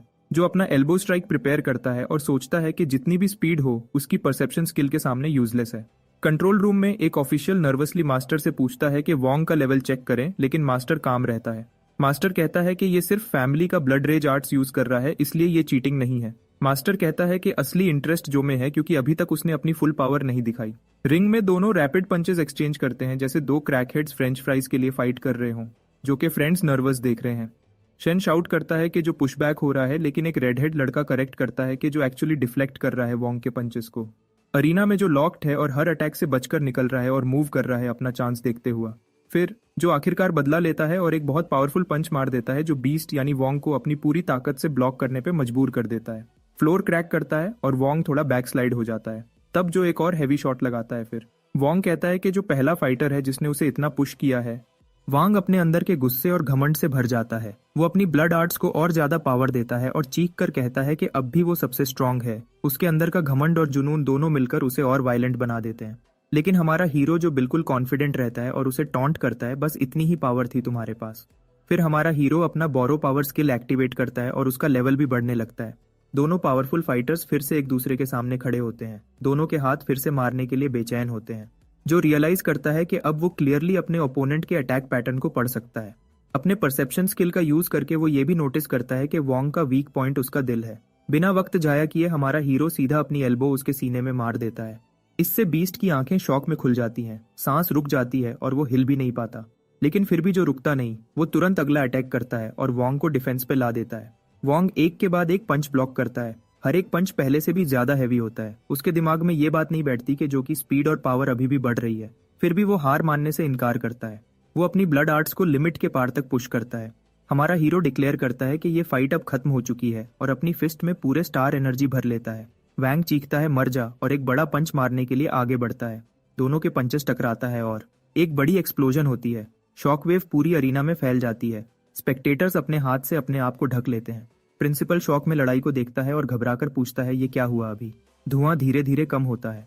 अनाउंसर चिल्लाता है कि वोंग अभी भी खड़ा है, लेकिन अगले ही पल वो गिर जाता है और उसका क्रिस्टल जमीन पर गिरता है लाल चमक के साथ। अब सिर्फ हमारा हीरो खड़ा रहता है। जीत उसकी होती है। Lightest school officially level 4 category और पूरे चैंपियनशिप का विनर बन जाता है। जो कि फ्रेंड्स खुशी से चीख रहे होते हैं कि हम जीत गए हैं। जो टीचर और प्रिंसिपल भी चीयर करते हैं, कहते हैं कि जो ने उनके स्कूल का नाम बुलंद कर दिया है। प्रिंसिपल के आंसू बहने लगते हैं। वो कहता है कि अब उन्हें पैसे के लिए किसी के आगे हाथ नहीं बढ़ाने पड़ेंगे। टीचर उसकी ओवर एक्टिंग देखकर एक्सप्रेशनलेस खड़ा रहता है। वही प्रिंसिपल्स जो पहले उनका मजाक उड़ा रहे थे, अब दौड़कर उन्हें बधाई देने आते हैं। वैंग का प्रिंसिपल गुस्से से पागल हो जाता है और लास्ट ईयर का रनर अप प्रिंसिपल भी समझ नहीं पाता कि अब वो क्या करे। प्रिंसिपल ली भी हैरान होता है जब उसका सो कॉल्ड एलाई उसे छोड़कर भाग जाता है। मास्टर भी अब निकलने लगता है क्योंकि टूर्नामेंट खत्म हो गया होता है, लेकिन जाते हुए उसकी आंखें तेजी से तंग हो जाती हैं, जैसे उसने कुछ अजीब या इंपॉर्टेंट चीज देख ली हो। वो सोचता है क्या ये लोग जो को अपने टीम में ऐड करने आए हैं। वहां एक बूढ़ा आदमी अपने पास खड़ी लड़की से कहता है कि उसने सोचा भी नहीं था कि इतने छोटे स्कूल से इतना बड़ा टैलेंट निकलेगा। वो पूछता है कि क्या वो लड़का जो उनके ग्रुप में आ सकता है। तब लड़की, जिसका नाम लिन है, कहती है कि वो दोनों बचपन के दोस्त थे, लेकिन अब जो उसे पहचानता भी नहीं। फिर भी लिन कसम खाती है कि वो अपनी पूरी कोशिश करेगी उसे ग्रुप में लाने के। अरीना के अंदर विनिंग टीम स्टेज पर प्राउडली खड़ी होती है। कैमरास फ्लैश करते हैं और प्रिंसिपल अपने स्कूल का नाम ऊंचा करता है, जीत का पूरा फायदा उठाते हुए। हमारे हीरो कैमरा के लिए स्माइल करता है, लेकिन दिल में सोचता है कि उसे ये फोटोशूट असली फाइट से भी ज्यादा मुश्किल लग रहा है। अगले दिन प्रिंसिपल उसे अलग से बुलाकर कहता है कि उसने स्कूल के लिए बहुत बड़ा एहसान किया है और प्रिंसिपल अपना वादा निभाते हुए जो को ब्लैक क्रिस्टल देता है, जिसे देखकर डीमन खुशी से पागल हो जाता है।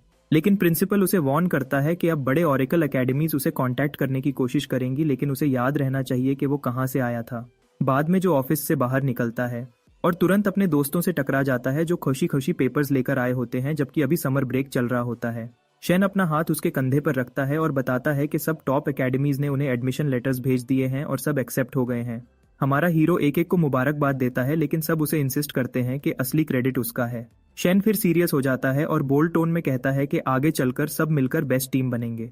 ये बात सुनकर जो थोड़ा कंफ्यूज हो जाता है, सू तुरंत समझाती है कि चाहे सब अलग अलग एकेडमीज में जाएं, फिर भी वो मिलते रहेंगे और साथ ट्रेनिंग करेंगे। जो हल्का सा स्मर्क करता है और कहता है कि वो भी यही चाहता है, वरना वो बोर हो जाएगा। चलते हुए वो बोलता है कि जब वो और स्ट्रांग बनने की ट्रेनिंग करेगा तो उसे उनकी मदद चाहिए होगी। तभी अचानक एक और फिगर कॉर्नर से बाहर आता है। सब लोग सरप्राइज हो जाते हैं। सीआर पूरी हिम्मत के साथ कहती है कि क्या वो भी उनके ग्रुप में शामिल हो सकती है क्योंकि वो भी उनके साथ स्ट्रांग बनना चाहती है। उसकी आंखें चमकने लगती हैं जब वो फाइनली एलीट क्लासरूम के अंदर कदम रखती है। वो हमारे हीरो का शुक्रिया अदा करती है, लेकिन वो कहता है कि ये सब प्रिंसिपल की वजह से हुआ। लियो भी प्रिंसिपल का शुक्रिया अदा करता है और प्रिंसिपल कहता है कि उसे उनकी मदद करके खुशी मिली है। वो बताता है कि अब वो चाहता है कि ये फैसिलिटी सबके लिए ओपन हो और बहुत सारे नए चेंजेस भी आने वाले हैं। कंपटीशन जीतने के बाद प्रिंसिपल के पास अब पैसा आ गया था और वो अपने प्लान्स पूरा कर सकता था। ये सब स्टूडेंट्स की वजह से पॉसिबल हुआ। वो सबको उनकी मेहनत के लिए प्रेज करता है, जबकि गैंग मजाक में कहती है कि ये सारे बदलाव तब आए जब वो स्कूल छोड़ रहे हैं। सू सीआर से पूछती है कि वो इतनी मेहनत क्यों कर रही है जबकि वेकेशन चल रही है और कोई कंपटीशन भी नहीं है। सीआर अपनी स्टोरी बताती है कि पहले उसे लगता था वो किसी काम की नहीं, लेकिन सबको इतना मेहनत करता देखकर वो इंस्पायर हो गई है और अब वो स्पेशल कल्चरल स्टूडेंट के लिए अप्लाई करना चाहती है जिसका 1 महीना डेडलाइन बचा है। ये सुनकर पिंक हेड लड़की रो पड़ती है। सू उसका हाथ पकड़कर कहती है कि वो उसकी हर तरह से मदद करेगी। शेंजो से पूछता है कि उसने क्या डिसाइड किया कि वो किस एकेडमी में जाएगा, जो बताता है कि उसे अब तक कोई लेटर नहीं मिला। ये सुनकर सब शॉक हो जाते हैं क्योंकि उन्हें तो सबसे बड़ी एकेडमी से लेटर तुरंत मिल गए थे। प्रिंसिपल खांसी करता है और जो को बुलाता है कि उसके पास कुछ बताने को है। वो एक रेड एनवेलोप देता है और कहता है कि ये अभी अभी आया है। शेन राहत की सांस लेता है और कहता है कि उसे पता था कि जो जैसे बंदे को कोई इग्नोर नहीं कर सकता। जो लेटर पढ़ता है और कहता है कि ये डॉन एकेडमी से है। सब लोग उस नाम को सुनकर शॉक हो जाते हैं। ब्राउन हेयर वाला लड़का चिल्लाकर कहता है कि ये वही एकेडमी है जो सबसे टॉप पे है। हमारे हीरो को क्यूरियोसिटी होती है और वो पूछता है कि डिटेल में बताएं। वो एक्सप्लेन करता है कि टोटल 5 मेजर एकेडमीज हैं जो अथॉरिटी और स्ट्रेंथ का सिंबल मानी जाती है, लेकिन उन सब में सबसे ऊपर है डॉन एकेडमी, जिसे ये राइट है कि वो किसी भी स्टूडेंट को अपनी एकेडमी में ले सकती है। जो फिर मजाक में पूछता है कि अगर सबसे टॉप डॉन एकेडमी है तो 5 के बजाय 6 एकेडमीज क्यों नहीं है। फिर प्रिंसिपल काम टोन में कहता है कि डॉन एकेडमी की असली वैल्यू नापना मुमकिन नहीं है क्योंकि वो उन एकेडमीज में से है जो रिफ्ट यानी एक दूसरी दुनिया जहां मॉन्स्टर रहते हैं उनके खिलाफ बनाई गई थी। फिर वो थोड़ा सीरियस हो जाता है और कहता है कि ये इन्फॉर्मेशन स्ट्रिक्टली कॉन्फिडेंशियल है, लेकिन वो उन्हें बता देगा। वो समझाता है कि रिफ्ट असल में एक दूसरी डायमेंशन है जहां बहुत ही पावरफुल मॉन्स्टर्स रहते हैं। अगर वो कभी रियल दुनिया में आ गए तो सब कुछ बर्बाद हो जाएगा। इसीलिए जब भी ये पोर्टल्स खुलते हैं वहां हंटर्स भेजे जाते हैं ताकि वो मॉन्स्टर्स को खत्म कर दें। रिफ्ट क्लियर करना फायदेमंद तो है, लेकिन रिस्क बहुत ज्यादा है। प्रिंसिपल बताता है कि वो खुद एक वक्त में रिफ्ट क्लियरिंग स्क्वाड का हिस्सा था, लेकिन एक की मेंबर की मौत ने पूरी टीम को अफरा तफरी में डाल दिया और फिर वो स्क्वाड खत्म हो गई। वो कहने लगता है कि दूसरी एकेडमीज भी स्टूडेंट्स से रिफ्ट्स क्लियर करवाती हैं, लेकिन डॉन एकेडमी का अलग लेवल की है, इसलिए वो जो को वार्न करता है कि सोच समझकर फैसला ले। प्रिंसिपल उसे रियश्योर करता है कि अगर वो चाहे तो और एकेडमीज भी उसके लिए ओपन है, उसे अपनी जान रिस्क में नहीं डालनी चाहिए। लेकिन हमारा हीरो मुस्कुराता है और कहता है कि उसने डिसाइड कर लिया है वो डॉन एकेडमी को ही ज्वाइन करेगा। प्रिंसिपल मुस्कुरा के कहता है कि उसे पहले ही अंदाजा था और ये भी कहता है कि जो अब नई बुलंदियों तक पहुंचेगा। शेन उसके कंधे पर हाथ रखता है और कहता है कि सब मिलकर स्ट्रांग बनेंगे और तब रिफ्ट उनके लिए कुछ भी नहीं होगी। फिर ब्लॉन्ड लड़का चेक करता है और शॉक होता है कि एडमिशन की डेडलाइन सिर्फ 10 दिन बाकी है, जबकि नॉर्मली ये आधा साल तक होती है। ये सुनकर हमारा हीरो घबरा जाता है। वो कहता है कि उसे खुद को प्रिपेयर करना होगा, इसलिए वो सीआर को ट्रेन नहीं करा पाएगा, लेकिन दोस्तों ने उसे अश्योर किया कि वो मैनेज कर लेंगे। अपने अपार्टमेंट वापस आकर वो एक लिस्ट बनाना शुरू करता है। तभी डीमन बुक सामने आती है और ब्लैक क्रिस्टल को हवा में फ्लोट कर देती है। जो हाथ आगे बढ़ता है और वो क्रिस्टल को छू लेता है, फिर उसमें से कुछ अब्जॉर्ब कर लेता है। ब्लैक क्रिस्टल जमीन पर गिरकर छिन्न भिन्न हो जाता है। ये देखकर हमारा हीरो शॉक में आ जाता है, जैसे उसका दिल रुक गया हो। वो उदास होकर कहता है कि उसका प्लान था कि वो क्रिस्टल बेचकर पैसे कमा लेगा। गोल्डफिंगर कहता है कि अब ये बेकार है और टॉपिक बदलकर पूछता है कि स्कूल विजिट कैसा रहा। जो बताता है कि उसका एडमिशन डॉन एकेडमी में हो गया है, जहां वो पैसा भी कमा सकता है और स्ट्रांग भी बन सकता है, लेकिन उसे रिफ्ट्स रेड करनी पड़ेंगी। डीमन बुक कहती है कि रिफ्ट से डरने की जरूरत नहीं, क्योंकि स्टार एनर्जी का असल सोर्स वही है। हमारा हीरो टॉपिक बदल देता है और पूछता है कि जब एक विश पूरी हो गई तो क्या कोई रिवॉर्ड भी मिलेगा। ये सुनकर गोल्डफिंगर थोड़ा गुस्सा होता है और कहता है वो कोई विशिंग वेल नहीं है, लेकिन फिर भी हेल्प करने के लिए तैयार हो जाता है क्योंकि रिफ्ट्स उसके अपने मिशन से भी जुड़ी होती हैं। वो जो से कहता है कि वो अब थोड़ा बर्दाश्त करे, फिर वो उसकी तरफ डार्क एनर्जी भेजता है। हमारा हीरो वो डार्क ऑरा अब्सॉर्ब कर लेता है। सिस्टम उसे इन्फॉर्म करता है कि उसने एक नई एबिलिटी अनलॉक कर ली है, डिवाइन क्रिएशन। ये पावर उसके पूरे बॉडी स्ट्रक्चर को बदल देती है। वो दर्द सहकर लेवल 6 तक पहुंच जाता है। प्रोसेस खत्म होने के बाद वो पूछता है कि ये क्या हुआ। अभी सिस्टम उसे समझाता है कि अब उसके पास एबिलिटी है कि वो अपनी एनर्जी से कुछ भी क्रिएट कर सकता है। गोल्डफिंगर बताता है कि ये एबिलिटी उसके पुराने दोस्त साटो की थी, जो लिटरली कुछ भी बना सकता था, और ये रिवॉर्ड पहले के सब रिवॉर्ड से ज्यादा पावरफुल है। जो सोचता है कि क्या ये सिर्फ एक एडवांस्ड लेवलिंग अप का तरीका है, लेकिन गोल्डफिंगर उसे डांटता है कि लेवल सब कुछ नहीं होते। डीमन समझाता है कि लेवल सिर्फ फिजिकल बॉडी को अफेक्ट करते हैं, लेकिन पहला अवेकनिंग डी रैंक किसी के फ्यूचर का असली रुख तय करता है। इसीलिए उसने जो को ये स्किल दी ताकि वो कोई बेकार पावर ना ओपन करे। तब अचानक उसे याद आता है कि चिन के पास भी एक एबिलिटी टाइप अवेकनिंग थी और उसके सामने नॉर्मल कॉम्बैट स्किल्स कुछ नहीं थे। फिर गोल्डफिंगर उससे बताता है कि रिफ्ट में घुसना सिर्फ ताकत का काम नहीं है, वहां दिमाग और हिम्मत दोनों चाहिए। वो उससे कहता है कि ये नई स्किल सिर्फ तब पावरफुल होगी जब उसका माइंडसेट सही होगा, और फिर उससे बोलता है कि चलो अब टेस्ट करके दिखाओ। जो नोटिस करता है कि उसके बॉडी का पूरा स्ट्रक्चर बदल गया है। अब उससे स्टार एनर्जी एब्जॉर्ब होती फील ही नहीं हो रही और सिस्टम पैनल बिल्कुल गेम इंटरफेस जैसा लग रहा था। जो अपने सिस्टम पैनल को देखता है और सोचता है कि शायद इसमें एक शॉप फीचर भी होगा जहां से वो चीजें खरीद सकेगा, जैसे गेम के अंदर आइटम्स मिलते हैं। लेकिन जब वो चेक करता है तो शॉप का ऑप्शन लॉक होता है, और सिर्फ शॉप नहीं बल्कि कई और फीचर्स भी लॉक होते हैं, और वो तब तक ओपन नहीं होंगे जब तक वो और लेवल अप नहीं करता। वो लेवल अप स्क्रीन चेक करता है जहां साइड पे मिशंस दिए हुए हैं, मगर उसके पास सोल पॉइंट्स कम है, इसलिए वो स्टार्ट नहीं कर सकता। गोल्डफिंगर गुस्सा होकर उससे पूछता है कि वो इतना टाइम क्यों ले रहा है, तो जो कहता है कि रिफ्ट में जाए बिना वो लेवल अप नहीं कर सकता और अभी वो इतना स्ट्रांग नहीं है। डीमन बुक उसका मजाक उड़ा के कहती है कि लगता है हमारा हीरो इतना भी काम का नहीं निकला। तभी एक नई सिस्टम विंडो खुल जाती है जिसमें लिखा होता है कि एक और विश पूरी हो गई है। उसका बॉडी चमकने लगता है और उसे नया रिवॉर्ड मिलता है, मेज आर्मा। ये एक यूनिक ग्रेड आर्मर होता है, यानी एक चमकता हुआ मेटल का स्वीट जो समन होने पर उसके अराउंड शील्ड बना देता है और अटैक और डिफेंस दोनों बढ़ा देता है। जो खुशी से झूम उठता है और गोल्डफिंगर इमोशनल हो जाता है और कहता है कि उसने अपनी बची हुई सारी पावर यूज दे दी है, अब आगे का सफर जो का है। अगले दिन प्रिंसिपल उससे पूछता है कि वो इतनी जल्दी क्यों निकल रहा है, तो जो कहता है कि डॉन अकेडमी सिर्फ एक दिन की दूरी पे है, लेकिन वो पहले पहुंचना चाहता है।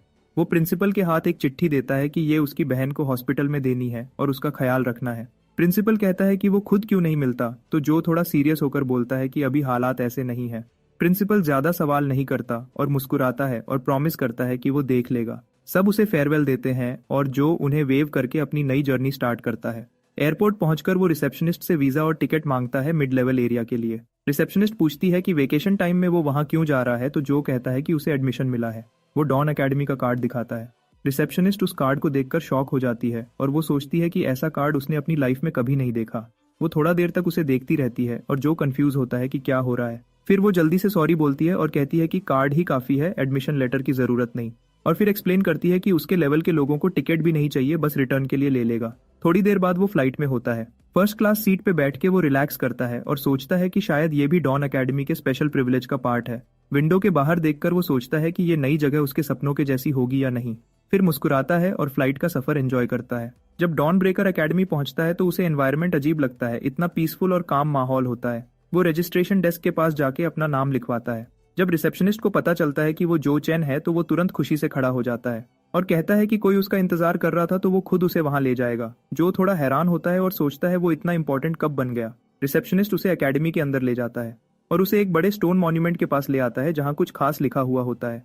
रिसेप्शनिस्ट उसे एक बड़े स्टोन मॉन्यूमेंट के पास ले जाता है और कहता है कि अपना कार्ड इस पर रखो। जो थोड़ा कंफ्यूज होता है लेकिन फिर भी करता है। जैसे ही वो कार्ड मॉन्यूमेंट पर रखता है एक ब्राइट लाइट चमकती है और अगले ही पल उसे लगता है जैसे दुनिया घूम गई हो। वो और रिसेप्शनिस्ट दोनों टेलीपोर्ट हो जाते हैं सीधा अकेडमी के अंदर। ये एक्सपीरियंस देखकर जो बिल्कुल स्पीचलेस रह जाता है। उसे यकीन नहीं होता कि ऐसी टेक्नोलॉजी भी होती है। कुछ देर बाद रिसेप्शनिस्ट उसे अकेडमी के अंदर ले जाता है। वहां वो उस शख्स से मिलवाता है जो उसका इंतजार कर रहा था। वो एक खूबसूरत लड़की होती है जिसके लंबी सफेद बाल होते हैं, लिन अन। वो मुस्कुराते हुए पूछती है कि क्या जो उसे याद करता है। जो कहता है हाँ, और ये भी बताता है कि वो उसका शुक्रिया अदा करना चाहता था। उसे यह जानकर हैरानी होती है कि लिन एक्चुअली उसकी सीनियर है। जब रिसेप्शनिस्ट चला जाता है तो दोनों अकेले रह जाते हैं। जो सोचता है कि लिन इतनी बेचैन क्यों लग रही है उससे मिलने के लिए, लेकिन तभी एक लड़का क्वीमिंग चंग उनके बीच आ जाता है और जो का रास्ता रोक लेता है। लिन गुस्से से उसे कहती है कि मेहमान के साथ तमीज से बात करो। फिर वो जो को एक बात करने के लिए बुलाती है, लेकिन जो कहता है कि बात शॉर्ट रखें। तो लिन सीधा उसे एक ऑफर देती है कि वो उसका ग्रुप ज्वाइन करे तो वो बदले में उसे 30 मिलियन देंगे। ये सुनकर जो के होश उड़ जाते हैं। उसे यकीन नहीं होता कि ये इतना बड़ा अमाउंट है। क्वाइमिंग भी शॉक्ड होता है और लिन से पूछता है कि क्या वो पागल हो गई है। लिन उसे घूरकर कहती है कि किसने उसे डिसीजन लेने का हक दिया है। क्वाइमिंग उसे समझाने की कोशिश करता है, लेकिन अंदर से सोचता है कि लिन इस लड़के को डिफेंड क्यों कर रही है। लिन फिर जो की तरफ मुड़ती है और कहती है कि 30 मिलियन उसका फाइनल ऑफर है। जो सोचता है कि ये ऑफर लेना चाहिए या नहीं, क्योंकि उसके पास सिर्फ ई रैंक का स्किल है। लेकिन उसके जवाब देने से पहले ही एक अनाउंसमेंट होती है कि सब नए स्टूडेंट्स असेंबली हॉल में आ जाएं। लिन उसे कहती है कि ऑफर के बारे में सोच ले, ये उसके लिए एक बड़ा मौका हो सकता है। जो कहता है कि वो जरूर सोचेगा और लिन उसे असेंबली हॉल तक छोड़ने जाती है। असेंबली हॉल में सब नए स्टूडेंट्स जमा होते हैं। वहाँ एक लड़का होता है जिसके गोल्डन बाल होते हैं और वो अपने आप को सबसे सुपीरियर समझता है। वो जाने अनजाने में जो के पास बैठ जाता है ताकि कंपैरिजन हो सके। उस लड़के के इरादे बिल्कुल साफ नहीं होते। वो लिन पे कब्जा करना चाहता है और उससे शादी करके अपनी फैमिली की पावर बढ़ाना चाहता है। ओरिएंटेशन स्टार्ट होती है और इंस्ट्रक्टर जांगहुई स्टेज पर आता है। वो अपना तारुफ करता है और सब स्टूडेंट्स को कंग्रेचुलेशंस देता है कि उन्होंने डॉन ब्रेकर एकेडमी में एडमिशन ले लिया। वो कहता है कि सब जीनियस हैं लेकिन अभी ये लोग सिर्फ फ्रेशमैन हैं। फिर वो वार्न करता है कि अब इन्हें फिशर का सामना करना होगा। फिशर एक ऐसी जगह है जहां मॉन्स्टर्स होते हैं, ऑरेकल्स इन्हें हंट करते हैं लेकिन कभी कभी खुद भी शिकार बन जाते हैं। इंसानी हथियार वहां काम नहीं करते, सिर्फ स्ट्रॉन्ग कोर पावर और फिशर मटेरियल के वेपन्स यूजफुल होते हैं। डॉन ब्रेकर एकेडमी ऐसे टॉप ऑरेकल्स को ट्रेन करती है जो इन फिशर्स के खिलाफ डिफेंस लाइन बन सके। जांग हुई सबको कहता है कि लाइब्रेरी जाकर और नॉलेज लो, और फिर उन्हें ट्रेनिंग हॉल में कॉम्बैट प्रैक्टिस के लिए भेज देता है। इंस्ट्रक्टर उन्हें बताता है कि स्टूडेंट्स अपना स्केड्यूल खुद बना सकते हैं, लेकिन उन्हें वार्निंग भी देता है कि यहाँ सिर्फ वही टिकता है जो एकेडमी के टफ रूल्स को अडेप्ट करे और स्ट्रांग बने, वरना बेकार समझा जाएगा। इंस्ट्रक्टर सब स्टूडेंट्स को देखता है और नोटिस करता है कि उनके चेहरे पे जरा भी डर नहीं था। तब वो मुस्कुराता है और कहता है कि यही देखना था उसे, मतलब कि सब कॉन्फिडेंट हैं और चैलेंज से नहीं घबरा रहे थे। फिर वो प्राउडली अनाउंस करता है कि फर्स्ट असेसमेंट सक्सेसफुल। सब स्टूडेंट्स को रिवॉर्ड के तौर पर एक स्किल स्टोन दिया जाता है। ये एक क्रिस्टल होता है जो किसी कॉम्बैट एबिलिटी को एब्जॉर्ब करने की पावर देता है। इस बार जो एबिलिटी मिली उसका नाम है वाइज आई। ये स्किल स्टूडेंट को ऑटोमेटिक सेंसिंग और फिशर स्क्रिप्ट पढ़ने की एबिलिटी देती है। फिर इंस्ट्रक्टर उन्हें बताता है कि 2 और टेस्ट होंगे। पहला एक एंट्रेंस टेस्ट है जिसमें उन्हें एक लो रैंक फिशर क्लियर करना होगा, और दूसरा टेस्ट ये है कि उन्हें आधे साल के अंदर डी रैंक तक पहुंचना होगा और अपनी पोटेंशियल जगानी होगी। कुछ स्टूडेंट्स ये सुन के पैनिक हो जाते हैं जबकि कुछ रिलैक्स रहते हैं क्योंकि उन्हें डी रैंक तक पहुंचने का तरीका पता था। इंस्ट्रक्टर उनकी टेंशन देखकर उन्हें अश्योर करता है कि एकेडमी उन्हें सप्लीमेंट्स देगी जो प्रोसेस फास्ट कर देंगे। फिर वो चिल्लाता है सीनियर्स कम इन, और हॉल एकदम साइलेंट हो जाता है क्योंकि सामने आती है एक खूबसूरत लड़की लिन एन, जिसका प्रेजेंस ही सबको इम्प्रेस कर देता है। इंस्ट्रक्टर कहता है कि ये सीनियर्स फ्रेशमैन की टेस्ट में हेल्प करेंगे और स्टूडेंट्स को गाइड करता है कि अपने मेंटर्स चूज करें। सब स्टूडेंट्स लिनैन को देखकर शॉक हो जाते हैं। उन्हें यकीन नहीं होता कि वो उनके सामने खड़ी है।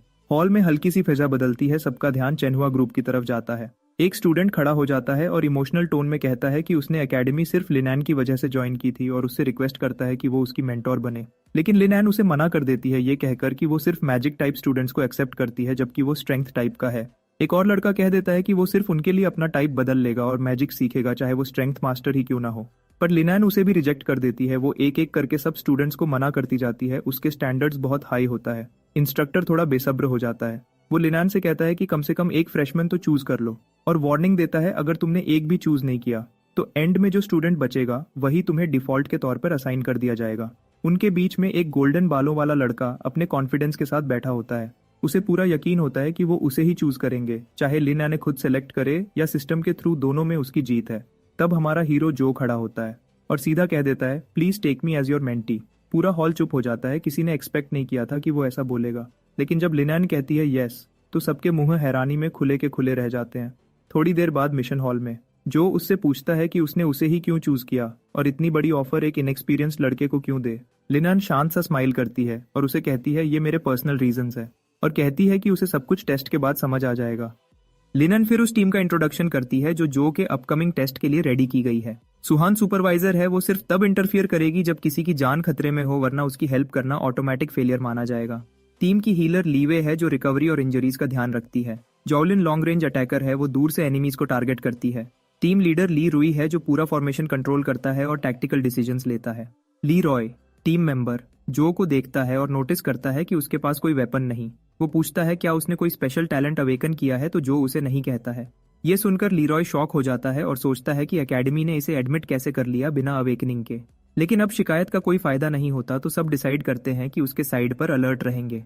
लियू वे हीलर उसे कहती है कि उसके पास ही रहो ताकि वो उसकी प्रोटेक्शन कर सके, लेकिन जो कॉन्फिडेंटली कहता है कि मुझे कॉम्बैट का एक्सपीरियंस है।